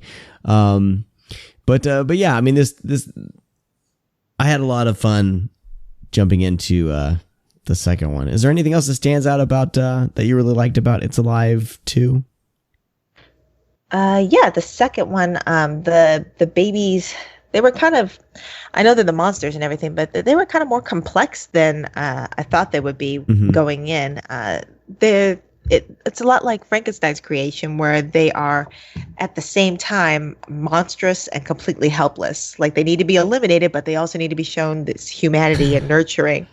And it was kind of cool to see different defenders and attackers go back and forth about that. Because they did show unapologetically to the audience that, yeah, they are an abomination. They will attack you and kill you. But they were also, pretty helpless like any infant animal would be at other times. Mm-hmm. Yeah, it's an interesting balance. Yeah. Like, they didn't ask to be born into this world. Like, leave them alone. Yeah. I think that's actually the defense given to them in the courtroom in the third film. They didn't ask to be here. Well, and then that's the thing. Like, I feel like in It's Alive 2, especially, you see they do a better job as a couple, kind of showing you kind of like weird torment that they have,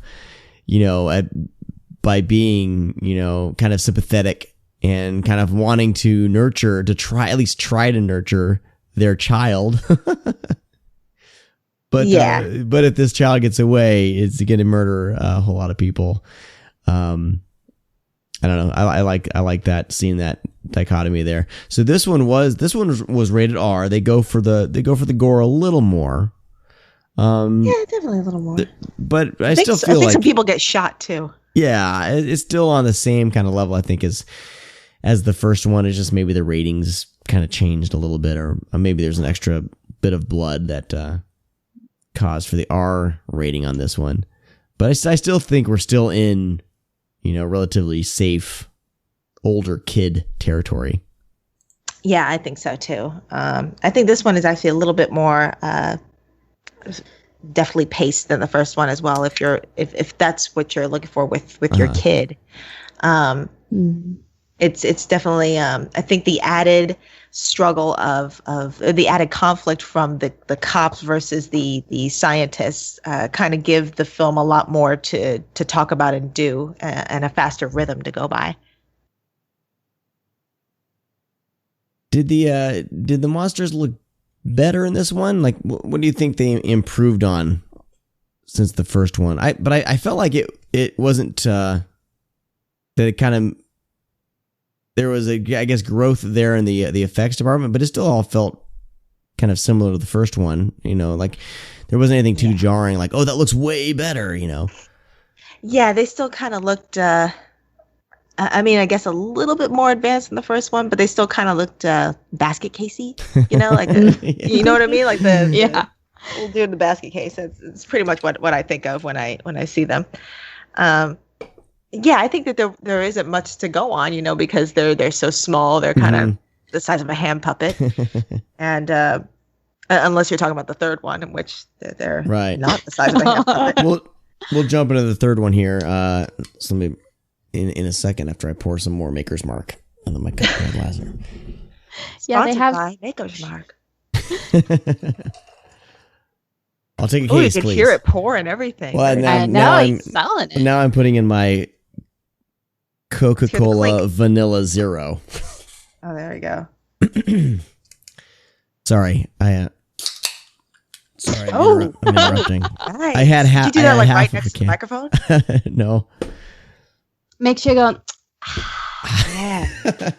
No, I promise. I'm not going to slurp. I won't slurp into the microphone because that's just disgusting. That hearing like people eat and drink and stuff on podcast drives me crazy. And I used to listen to this one, and I swear every single time one of the hosts would be like mowing something down. It was just like, I want to hear your thoughts on the movie, not I don't want to hear you chomping down your pepperoni pizza. You know, I heard it one time. Someone was drinking something on a podcast. I can't remember which one, but I don't know. I found it kind of comforting. So I think I'm one of those people that likes those ASMR videos and stuff like that. I don't listen to them, but I think that I'm one of those. Is that better? Oh, there we go. Yeah. You get the tingles. That was a little dramatic. Right on. So it's live too. So we can say that, just as good as the first one. Would you say? A proper sequel. A proper sequel. Proper sequel. Now we're seeing things start to get a little bonkers. So now's the time to dive into It's Alive 3: Island of the Alive. Oh boy. This one goes places, but I don't know if that's a good thing or a bad thing. I'm trying to see if Larry Cohen was involved again. I think he was involved with all these. So he directed this one too. You want to go to Hawaii? So he made that sounds about right. Is that right? Yeah, was that in an interview? Everybody knows that. Oh, okay. I mean, just it's common knowledge. Yeah. This was 87, so we have a 9-year gap. And somehow people still were, I guess, wanting some It's Alive sequels. Yeah, I guess so. I don't know who. But, I'm wondering if there's a clamor for it. They're like, come on, man, we just wrap up the story. Or if he's like, we could try that out. It's an interesting time in his career when you look at like the first two and this one, because this one, he did the stuff before this, and he was just about to do a Return to Salem's Lot. Mm-hmm. So it's like a little bit more of a batshit time in his career. Like I love it. Yeah, every artist has one. He apparently shot It's Alive, this one, It's Alive 3, and Return to Salem's Lot back to back. So he had I guess he started working with Warner Brothers. And I guess they wanted him to remake House of Wax. He wasn't interested, but they still wanted him to make a film for their straight-to-video division. I guess they just had a video division.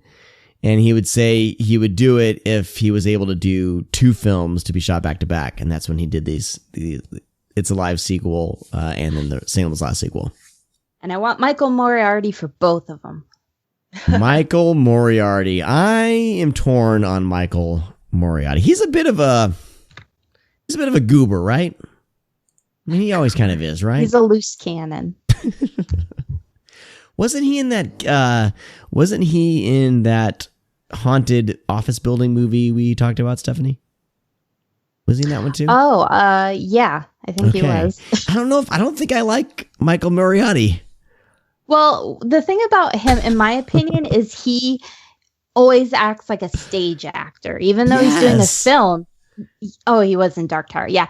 No, he is a stage actor on film. He doesn't seem to change his approach at all. And I've noticed that there's like through this whole trilogy, there's a lot of sweatiness in the actors, but no one is greasier or sweatier than Moriarty. Oh yeah. He probably had his own sweat assistant. Yeah. Oh, and he does have that Irish boiled look. He does. Like hardcore in this one. So I love him, but he's a complete oddball. That's kind of why I love him. Yeah. He's just so awkward, and he's always talking to himself. He talks to himself all the time in Dark Tower. External monologue. Yeah. Just wander into the foreground and just talk while the person's standing back there like, okay. He's just mumbling all the time, just mumbling about the thing he needs to do and the babies and the mutant babies. Both. That's pretty spot on. Yeah. I've been working on that. Been workshopping it, been going down to the club. I'm proud of you. Yeah, the improv. So this opens on a courtroom. It doesn't open on a courtroom. It opens up with probably, I think, maybe the best scene in the film. Yes. Where you have a cab driver driving like a bat out of hell. There's a woman in the back. She's going to give birth. The cab driver pulls over, and a police officer, who I guess they're trained to deliver babies, apparently. And you have this amazing scene of this police officer trying to deliver this mutant baby in the back. And she's like, it's coming, and then all of a sudden you see her dress, and her pregnant belly is gone, but then there's obviously the head is right there between her legs, and then boom, some major gore. Awesome. I stood up clapping. I was like, here we go. I'm ready for you. Island of the Alive. This looks great. And awesome. Didn't bite his a chunk out of his hand, or I don't know. It was crazy. And it ends in a Catholic church, which is totally your jam. Yeah. It's my jam. Any horror happening in any church setting, I'm down. Fantastic. A fantastic opening to this film. Then we get to the courtroom, and there's Michael Moriarty. And Garrett Graham, my husband. Yes! there are a handful of actors in each era that I get excited to see pop up in a film, and Garrett Graham is one of those actors. And so I was beside myself with glee when I saw him pop up as a lawyer in the film. And he was playing a jerk lawyer too. Yeah, he's very stern. He does not disappoint. Jerk. I liked it. I was very happy to see that. And that opening scene, I saw that and I was like, okay, we got a damn movie here. This is happening, and I was fully invested. So kudos to It's Alive 3 for at least starting off the right foot, because they didn't have to go as hard as they did with the effects there, but they showed that pregnant mother full frontal with that moving lump under her dress. And then that was jarring. Yeah. Fantastic. That's another thing. Each movie, the pregnancy, the delivery scene got a little more intense. Mm-hmm. Yeah. And this is 87, so I feel like they had to. When did The Fly come out? Oh, yeah, it's around that time. They definitely were like, oh shit. They had to step up their game, didn't they? Stuff's getting crazy, everybody. We need to go batshit here. Right. Cronenberg is a thing. Well, Cronenberg was a thing in the late 70s too. Yes. The Fly was 86. This was a year after The Fly. So they saw that Fly. Yeah, they're like, we gotta level up here. I want to say when was The Blob? And The Blob was 1988. That remake. Yeah. So yeah. We're getting into the gore stuff, and then by that time, Nightmare on Elm Street had been going full force with its insanity. Oh yeah, and you had the later Friday the 13th films, and then you had the Halloween films that picked back up. I think by then you had the fifth one, fourth or fifth one. I know. I should know this. But yeah, all the big franchises were were churning stuff out at the time, and so I'm sure that there was definitely an impetus to step up the gore game more so than the first two films did, and probably not keep the creature in the shadow. Maybe that's why they didn't quite keep the Davis babies in the it's not the Davis baby, but the mutant babies in the shadows so much anymore in this one, because in the 80s a lot of these monsters and creatures were kind of front and center, and they weren't in the shadows anymore, and they were kind of their own icon. Maybe they were trying to do that with the mutant babies. Well, this one they do some stop motion. Yeah. And, it's very The Gate, ish. Yes. With the backs, then they do some of that stop motion. I was hoping they would do more, because I was like, oh yes, I get excited whenever there's some stop motion stuff. And so Michael Moriarty is he's pleading for the life of this mutant baby that's apparently his, right? Yes. Until did you all say yes at the same time? That was like crazy stereo stuff in my ears. Yes, the baby is his. Okay, and then Karen Black plays his wife, and always happy to see Karen Black in a film. Mm-hmm. All wide-eyed and crazy. Mm-hmm. Yeah, you're not going to get the subtle mother in this one if you have Karen Black. Not at all. All right, so basically, this whole setup is to basically get these babies. They apparently decide that all mutant babies are going to go to an island. And then this becomes like this little adventure sea movie 5 years after the babies have been dumped on this island. And Michael Moriarty is, has to get to that island. Why are they going there? Are they going there to study them or check on them? What was the reason on getting into boats and... I think it was to study them, right? Yeah, just to see how they were growing, what was happening. Mm-hmm.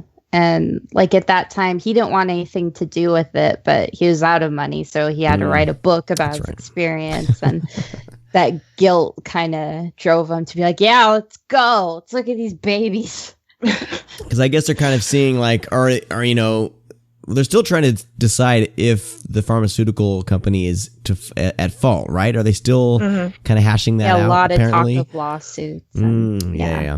So this has been going on for years, for almost a decade. Because this takes place, I think they kind of do the real time thing where it takes place years after the first two films. And they end up on the island, and it kind of turns into this, predator, people in a, jungle island kind of dealing with these mutant babies for a while. I should jump in and say this is definitely not Predator level, though. It definitely is that kind of scenario, but don't go into it thinking you're getting Predator because it's not. Yeah, it's definitely kind of and then there were none kind of plot going on. Yeah, but people get picked off, and these babies they know the terrain very well. Yeah, they do. I feel like they didn't go like it's 1987. 1986 probably when it was filmed. Like they didn't go to that level of just crazy, horror movie gore. You know what I mean? Because that, like when people are getting picked off, a lot of stuff's off screen. Like I feel like they really could have upped the ante to this film a little bit because they kind of knew, they had to have known what they had kind of going in. Like this is creature feature with mutant babies who are kind of now they're like juvenile mutants. And like they didn't really get there especially in the island sequence. I felt like a lot of that was just kind of weak. I was hoping for more. It's pretty brief. Mm-hmm. Yeah, I felt like the film opening was absolutely perfect, and if they had stayed at that level, the movie would have been great. But they kind of just, I don't know. They just thought, oh, we don't need to do that for the rest of the movie. Let's just keep it at, kind of campy, dark humor, and that should be good enough to keep the audience going. Yeah. Well, so I almost feel like I was going to say maybe they filmed it last, and maybe they needed, like after a test screening, we're like, oh shit, we got to add some crazy stuff. But apparently that was intentional. They wanted to get all the monster birth stuff just out of the way in this kind of prologue, just to get it out of the way to go to the next part of the film. So it in a way was tacked on. I felt like it was they were setting a tone that they intentionally didn't follow, and it pissed me off. It didn't piss me off, but it was just like, why would you do that? This movie could have been so rad if you had kept that going. Yeah. And it's kind of like a Jason Takes Manhattan situation. Yes, on the exactly. boat. It feels like you're on the island for such a short time, then it's right back. Yeah, that's actually a perfect analogy there. Yeah. Well, he did get his little free trip to Hawaii. Kauai, by the way, fantastic little island, nice and laid back. There's a place called Kauai Brewing Company, and they're really awesome. And there's chickens everywhere. But if you want a really, really relaxing getaway from the craziness and the, all the hot bods on the beach and everything in Maui, Kauai is like the rural old person hangout that I loved. It was very relaxing in Kauai. It's beautiful. And I think they shot some Jurassic Park there as well. Hey, Sean, have you ever been to Hawaii? I've been to Hawaii. I don't really want to focus on it and brag about it, but I've been to Hawaii. Oh, of course not. It was amazing. I've been to Hawaii. Kauai though is amazing. Fuck all like the Big Island and all that kind of stuff. They all felt like, I felt like I was on the beach in like Southern California. A little more tropical, but Kauai, I really felt like I was in like Hawaii. It was really nice. Anyway, sorry for going off on that tangent. But you know what? The other, there is one other scene that I was actually pretty into in the film, where Michael Moriarty he chills and hangs out with a prostitute for a little bit, and then she figures out, she's like, "Man, you look really familiar," and he's like, I gotta go. Look at the time. And as he's getting dressed, she's like, "No, you look like really familiar. Like I sleep with a lot of dudes, but you look familiar." And then she figures out that he's like the guy who had the mutant baby, and then she's disgusted with him. Yeah, she's like, "Get out of here! You touched me!" And I thought that was great. The irony of the scene was really cool, and the way he was stigmatized, it was all really cool. You should tell people before you try to make love to them. Yeah, that's a really good scene. Look, we're about to get it on, but just so you guys know, just so you know, I got a mutant baby. It's on an island. Baby. No big deal. No big deal. It was the birth control was not me. I was young. I needed the money. Not contagious. I thought it was really cool just because she was a supposedly unregulated sex worker who probably hadn't been tested for anything herself, and she just laid into him. She was disgusted. She shrunk into the corner and was like rubbing herself like in a crying game. She was just all disgusted with him. That was pretty cool to see. She was like going to be searching for like that shower booth in Gattaca where he has to get all the skin off him.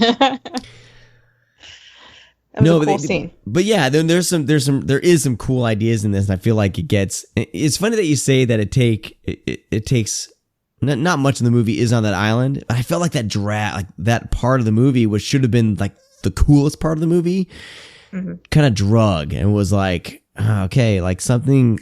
We need to have something really cool happen. But then what happens is like the 3 or 4. So they've, spoiler alert for 1987 movie about mutant babies. They discover that they can reproduce. So there's like a mutant baby. Yeah. It's a baby of the baby. A family having babies. of mutant babies. Yeah. Huge spoiler. We're breaking the 31-year rule. Yeah, here. I think, I don't know.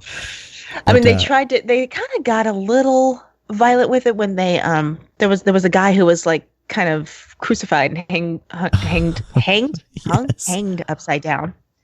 I think he was hanged upside down. It was kind of Predator-like there. Yeah. But still kind of goofy. I think Michael Moriarty made a little like one-liner quip after that or something. I know. He almost looked annoyed by it. Like, warned you. Oh, well. Yeah. But see, even all that stuff is kind of off screen, and Yeah, it was kind of. I don't know. They didn't go there, like you said. They didn't go there. They just didn't. They neutered it.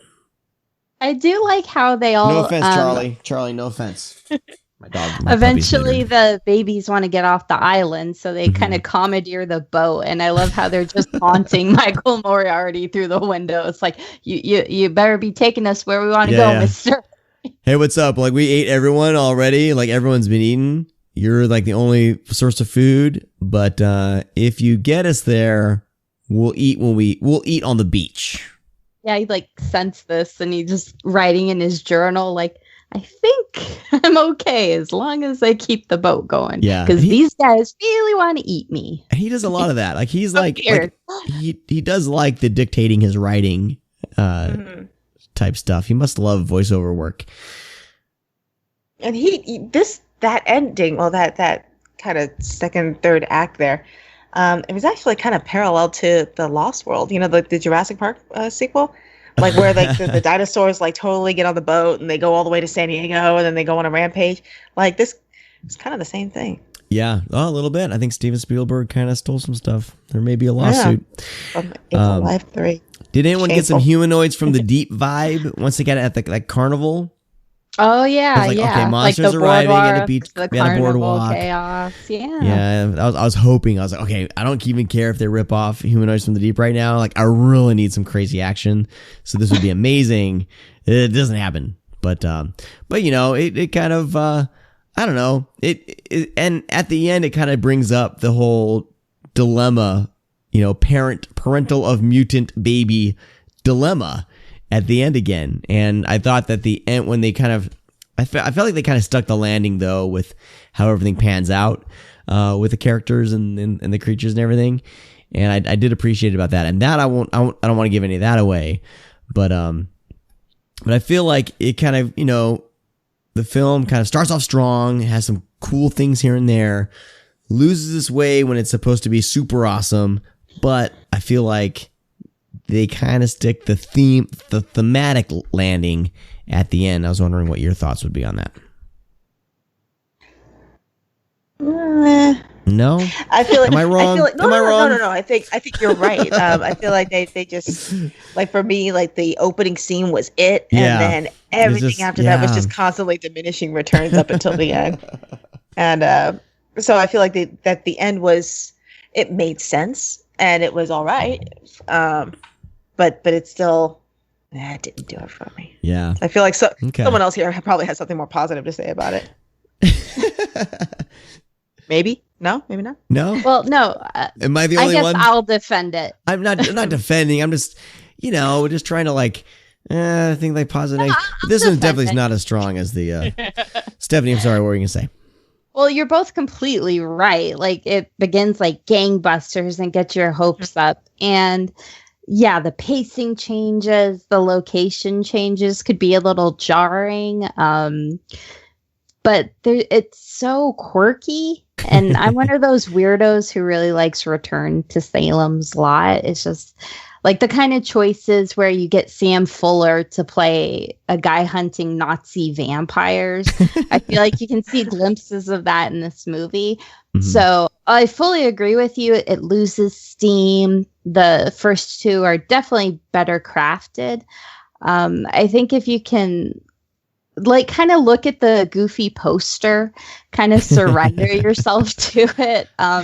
It's fun. It's quirky. It's off kilter. It's uneven, but I enjoyed watching it. Yeah. Would you go back to it again? Do you think it's worth revisiting? Yeah, I would probably be really high next time. Yes. But yeah, why not? Yeah, well, I don't know. Have those kind of movies. Yeah, depending on what you have, that island scene may feel too long. Well, it has the commentary I haven't listened to. Okay, Okay, yeah. What would have made the island scene really amazing is these kind of reproduce, but there may be some amphibian DNA or something, and there's 10 babies. You know what I mean?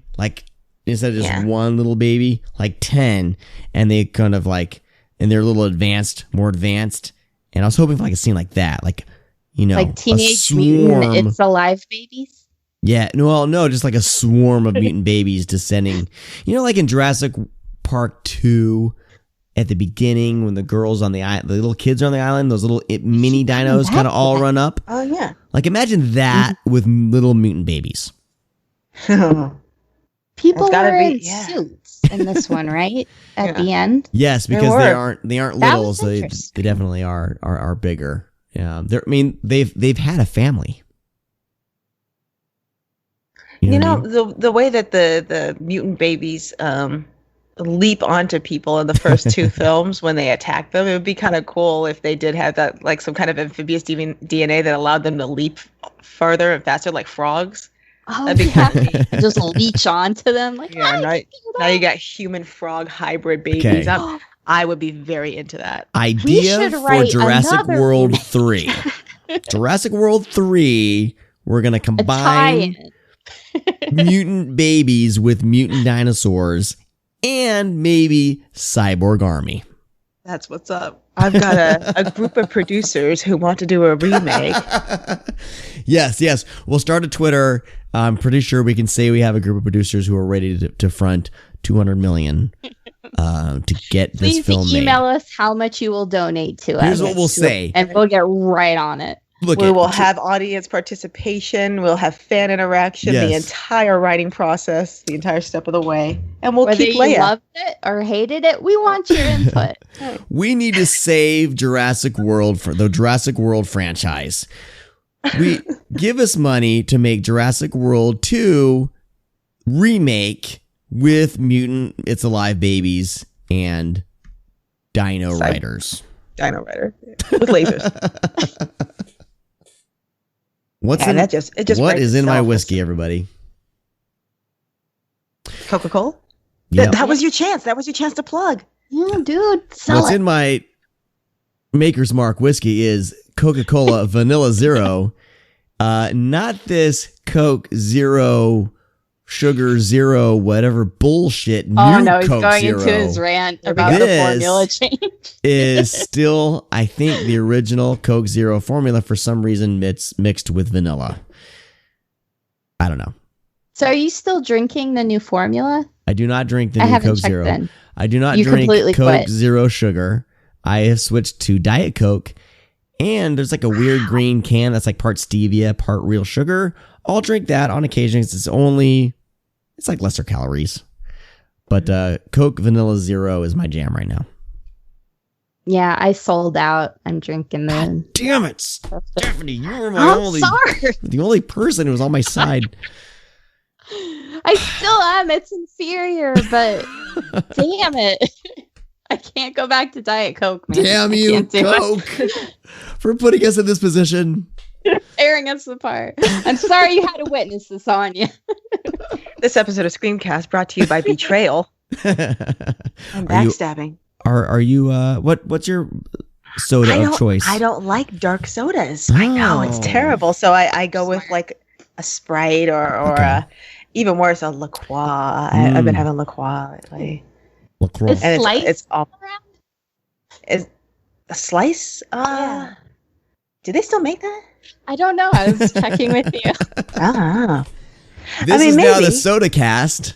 New podcast, the Soda Cast, with Sean, Stephanie, and Anya. We can put in some serious product placement on this new Jurassic Park film that we're writing. Fresca. I mean, come on. Who talks about Fresca? There's like 3 different flavors. Fresca's really good with vodka. Yeah. All right. I think we can wrap up the conversation on It's Alive 3, The Island of the Alive. Lesser aliveness, but kind of a fun little cap on the trilogy. Not as good of a through line as like 1 to 2. Like 1 to 2 feel distinctly connected, and I love it when franchises can keep that going. Not many of them can. And It's Alive 1 and 2 definitely feel completely connected. With It's Alive 3 kind of, jumping into bad shit territory. It's still all like, I think they keep pretty much all the rules that they've established in this film. I mean, there's not like a whole lot of they're not like anyway, talking. Though they did a Gremlins 2 kind of thing where there's like a professor baby and like the femme fatale baby. Maybe I could have bought into that. Yeah, they communicated. They were able to communicate with like telepathy. So I guess there's that. Anyway, did any of you watch any special features? I was unable to, but I wanted to ask, did you check out anything, any interviews, any audio commentaries at all? I did not. I rented the first 2, and then I watched the third one on YouTube. Okay. Shh. Let that out. Let that out. Larry, we're sorry. I'm the childless one. I did. I listened to the first 2 commentaries and I watched the interviews. Nice. Did you know that monster makeup kit in the second one at that kid's birthday party, which was a great scene? Oh, yes. That Cohen started out doing television and he did like a horror TV show. And that monster kit was based on the episode he directed, so he kind of put that in as an Easter egg. Very nice. Cool. That's pretty awesome. I was about to ask you, Stephanie, do you have anything in your notes, anything you gleaned from the commentary or any of the interviews you watched? Anything else? Any other interesting tidbits we have not discussed? Oh, well, for the Cary Grant fans out there, I love him. I don't know. but the house they end up in at the end of the second one was the house in Mr. Blanding's Build His Dream House, which is not a major Cary Grant film. Wow. But Myra Loy is in it. And yeah, it's just Larry Cohen's interesting because you'll hear about kind of these Renaissance guys working with smaller budgets, kind of not giving a shit and hurting everyone around, but he really respects all the people he works with. He almost has kind of a Robert Altman relationship with actors in a way, which is, I think, is really interesting when you look at the kind of films he makes. Mm-hmm. And I love his commentaries. He has a great memory and like he just has a lot of respect for what he did. Awesome. Very cool. All right. Very cool. Well, I think, does anyone else have anything to add about the It's Alive trilogy? Speak now or forever hold your peace. The second one's the best one. Thank you. And you can send all you're not a real film fan threats to by DMs on Twitter. Okay. But really look at your lives, people, before you send that message about the sequel to It's Alive. Okay. Yeah.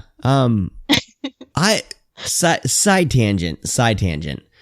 Do you both get a lot of like DMs from a lot of random people? Does that happen? Random people.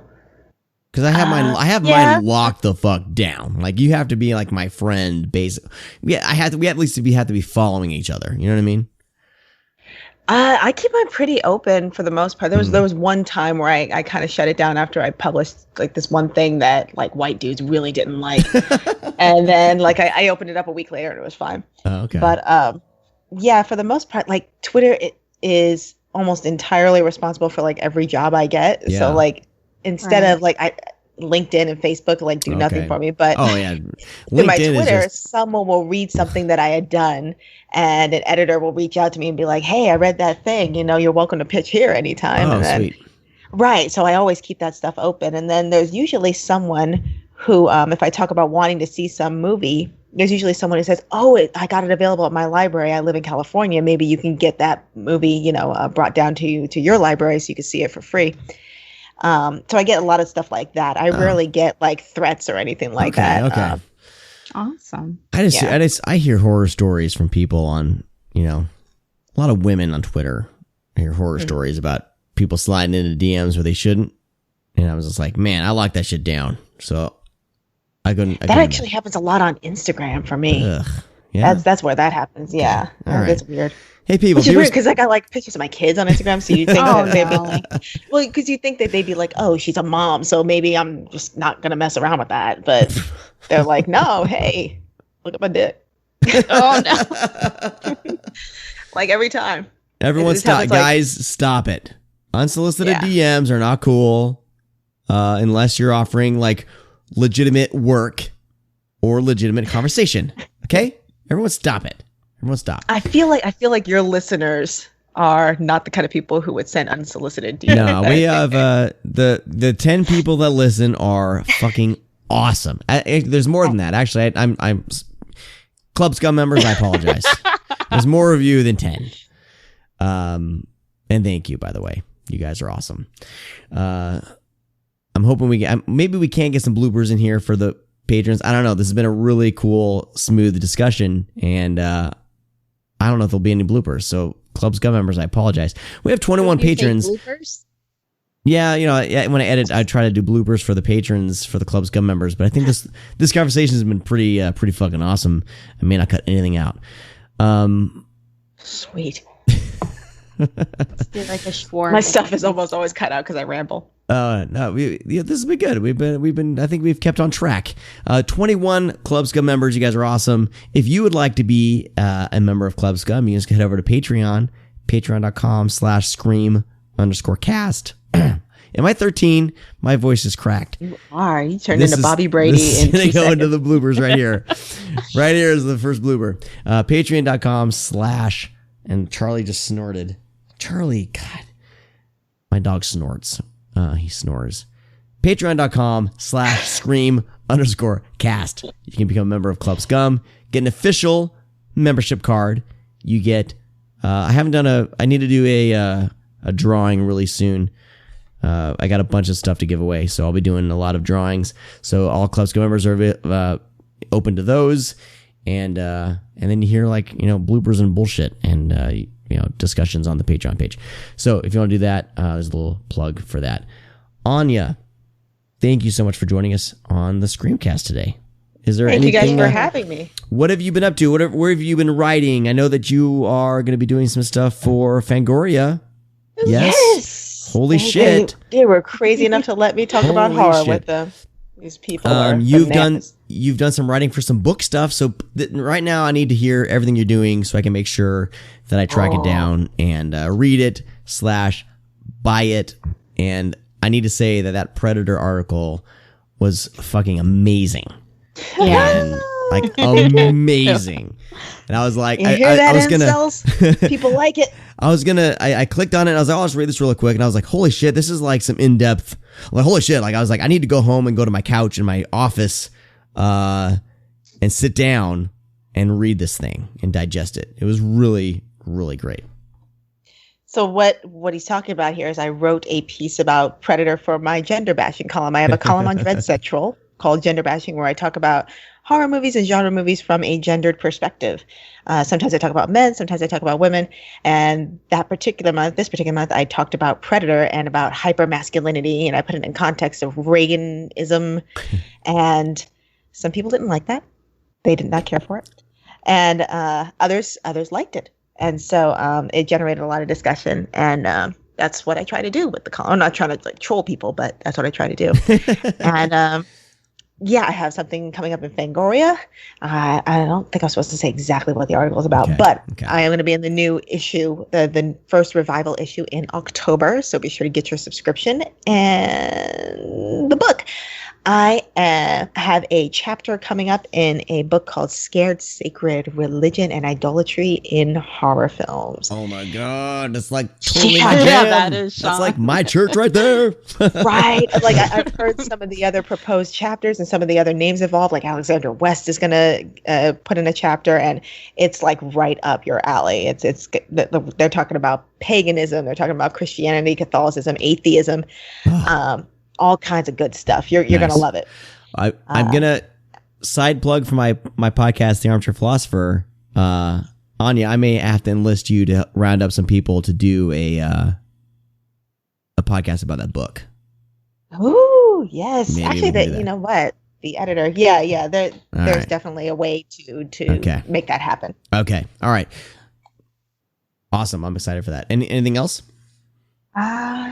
No, I think that's it.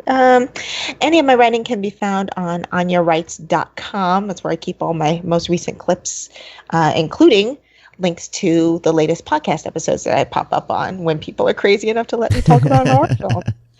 So yeah, that's Anya, ANYA rights.com. That's where you can find just about anything, because I'm on I talk about it wherever they'll let me. Awesome. And Bookish Plinko on Twitter. Oh yeah. I talk about Halloween 6. I talk about how It's Alive 2 is the best one of the three. And I talk about Robert Mitchum quite a bit. I like him. Yeah. Right? Stephanie, you have been pretty busy as well. Like, both of you are like way more busy than I am in this world. Stephanie, what have you been? You've been guesting on podcasts. You've been writing some stuff for some like bigger websites and everything. What's been going on with you? Nah, not really. You have your Tales from the Crypt series. I'm not following Fangoria, sir. I'm sorry. Oh, come on. You have your Tales from the Crypt series, which is amazing.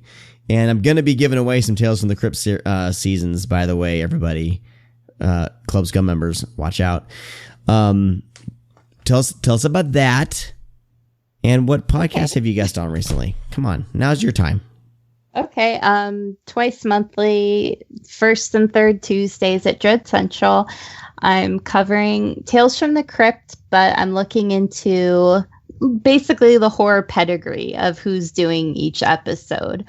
And just seeing if there's a difference between people who don't really have a background in horror and those who do. It was just an idea I was curious about. And I'm writing about it. It's a lot of fun. And it's really good. You should read it. Thank you. And podcast, I just did Kill by Kill yesterday. So that should be coming out not too far away. And I have another Just the Discs with Brian Sauer. What? You and Brian Sauer just need to do your own podcast, and then you can leave the slums of Screamcast behind. Just you and Brian just doing this amazing show. He's Screamcast royalty. It's all connected. Yes. No, I love those episodes when you show up on there. It's fantastic. Thank you. Well, awesome. Well, let's see. What do I got to plug? What do I got to plug for the Screamcast? Go to thescreamcast.com. Everything's there. Subscribe to the show. Go to screamingpods.com and give all those shows some love. I know that there's a new Splat House that just came out. Allegedly, there's more SOV pod coming out, and I keep waiting. Oh yeah, I have one of those coming out really soon. Wow, yeah. So that's going to be resurrected. A lot of great shows on there. Bloody Popcorn, and I'm working on just a bunch of other shows on there. And there may be maybe a few more, some juggling going on. Maybe bringing on a couple more episodes. So go to screamingpaws.com, check that out. If you want to support the show, of course, you can click on the store link and you can buy some Screamcast swag. And of course, you can go to our Patreon page and become a member of Club Scum over at patreon.com/scream_cast. I want to thank all of our sponsors. Hold on. I gotta do the sponsors. Who is not Coke Zero. Not Coke Zero. Yes. Not Maker's Mark. Yes. Coffee Shop of Horrors.